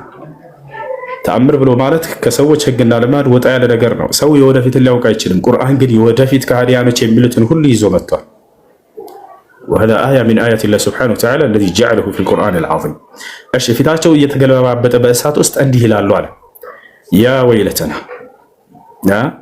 يوم تقلب وجوههم في النار يقولون يا ويلنا أطعنا الله وأطعنا الرسول ወጥፋታችን ምን ነው በምድር ላይ ሳለን አላህና መልእክተኛውን ታዘን በነበር ይላሉ ማለት وقالوا ربنا إنا أطعنا سادتنا وكبراءنا فأضلونا السبيل ጌታችን አላህ ሆይ እኛ መሪዎቻችንን ታላላቆቻችንን ታዘዝንና ያንተን መንገድ እንዳንቀበል አሳቱን እነርሱ ረበና አቲህም ضعفين من العذاب ጌታችን አላህ ሆይ አንተን እንዳናገኝህ ባሳቱን ሰዎች ላይ እጥፍ ድርብ አድርገህ ቅጣቱን ጨምርላቸው ብለው ይለምናሉ። አቲህም ስጣቸው ضعفين من العذاب እጥፍ የሆነን ቅጣት ስጣቸው ከኛ በላይ ይላሉ። በምድር ላይ እኮ ይባርከኛል እያልክ ስትሰጠ የነበረው ነው። እዛ ትረግመዋለህ ገሃነም ውስጥ ለገሃነም የዳረገ እርሱ ሆኖ ስታውቅ ጊዜ ማለት ነው። አቲህም ضعفين من العذاب እጥፍ ድርብ የሆነ ቅጣት ስጣቸው ለነርሱ ብለው ይለምኑባቸዋል አለ። ወልዐንሁም ለዕነን ከቢራ ታላቅ የሆነን እርግማንም እርገማቸው። ምን ማለት ነው እርግማን? ከአላህ መራቅ ወይም ከአላህ መራቅ ከአንተ ማራቅን ማያውቃቸው እነዚህን ብለው ይማጸኑባቸዋል። እና ይህ ነው እንዲህ አይነት አንቀጾች በርካታ ቦታ ላይ ይገኛሉ በቁርአን ላይ ጸጸታቸውን የሚገልጹበት። የትልቁ ለዚህ ምክንያታቸው እነርሱ ናቸው። ታዲያ ሲገቡ ጊዜ ገሃነም ውስጥ እነዛን አማኞችንስ እንዴት ብለው ያስታውሳቸዋል ወይ ከሃዲያኖች ከተባለ አዎ አማኞችን ሰዎችንም ያስታውሳቸዋል። وقالوا ما لنا لا نرى رجالا كنا نعدهم من الأشرار أتخذناهم سخريا أم زاغت عنهم الأبصار إن ذلك لحق تخاصم أهل النار يا الله ناقر السورة صار لك وقالوا إلى اللمالة ما لنا لا نرى رجالا كنا نعدهم من الأشرار بمدر الله يسألن كما تفوسوش بلن سنة السباشي ينبروا النزي أمانيوش يتهالوا زاري أتأناቸው السايتناቸው ይላሉ أتخذناهم سخريا أم زاغت عنهم الأبصار نيا በእነርሱ ስንሳለቅባቸው መሰለቅ ያደርገን ይዘናቸው ነበር ወይንስ አይናችን አሁን ከተሰወረብን ከአይናችን ብለው ይናገራሉ إن ذلك لحق على الله ይህ ተخصሙ أهل النار የጀሃነም ሰዎች እርስ በርሳቸው የሚከራከሩበት የሚነጋገሩት የሆነ እውነት የሆነ ንግግር ነው አለ እና ስለዚህ ለጠየቀው ጥያቄ ልጅ ሙባረክ ይሄ ነው ከአዲያኖች ጸጸታቸው በጣም በርካታ ነው አላህ Subhanahu Wa Ta'ala በርካታ ቦታ ላይ ገልጾታል የኔ ይመስላል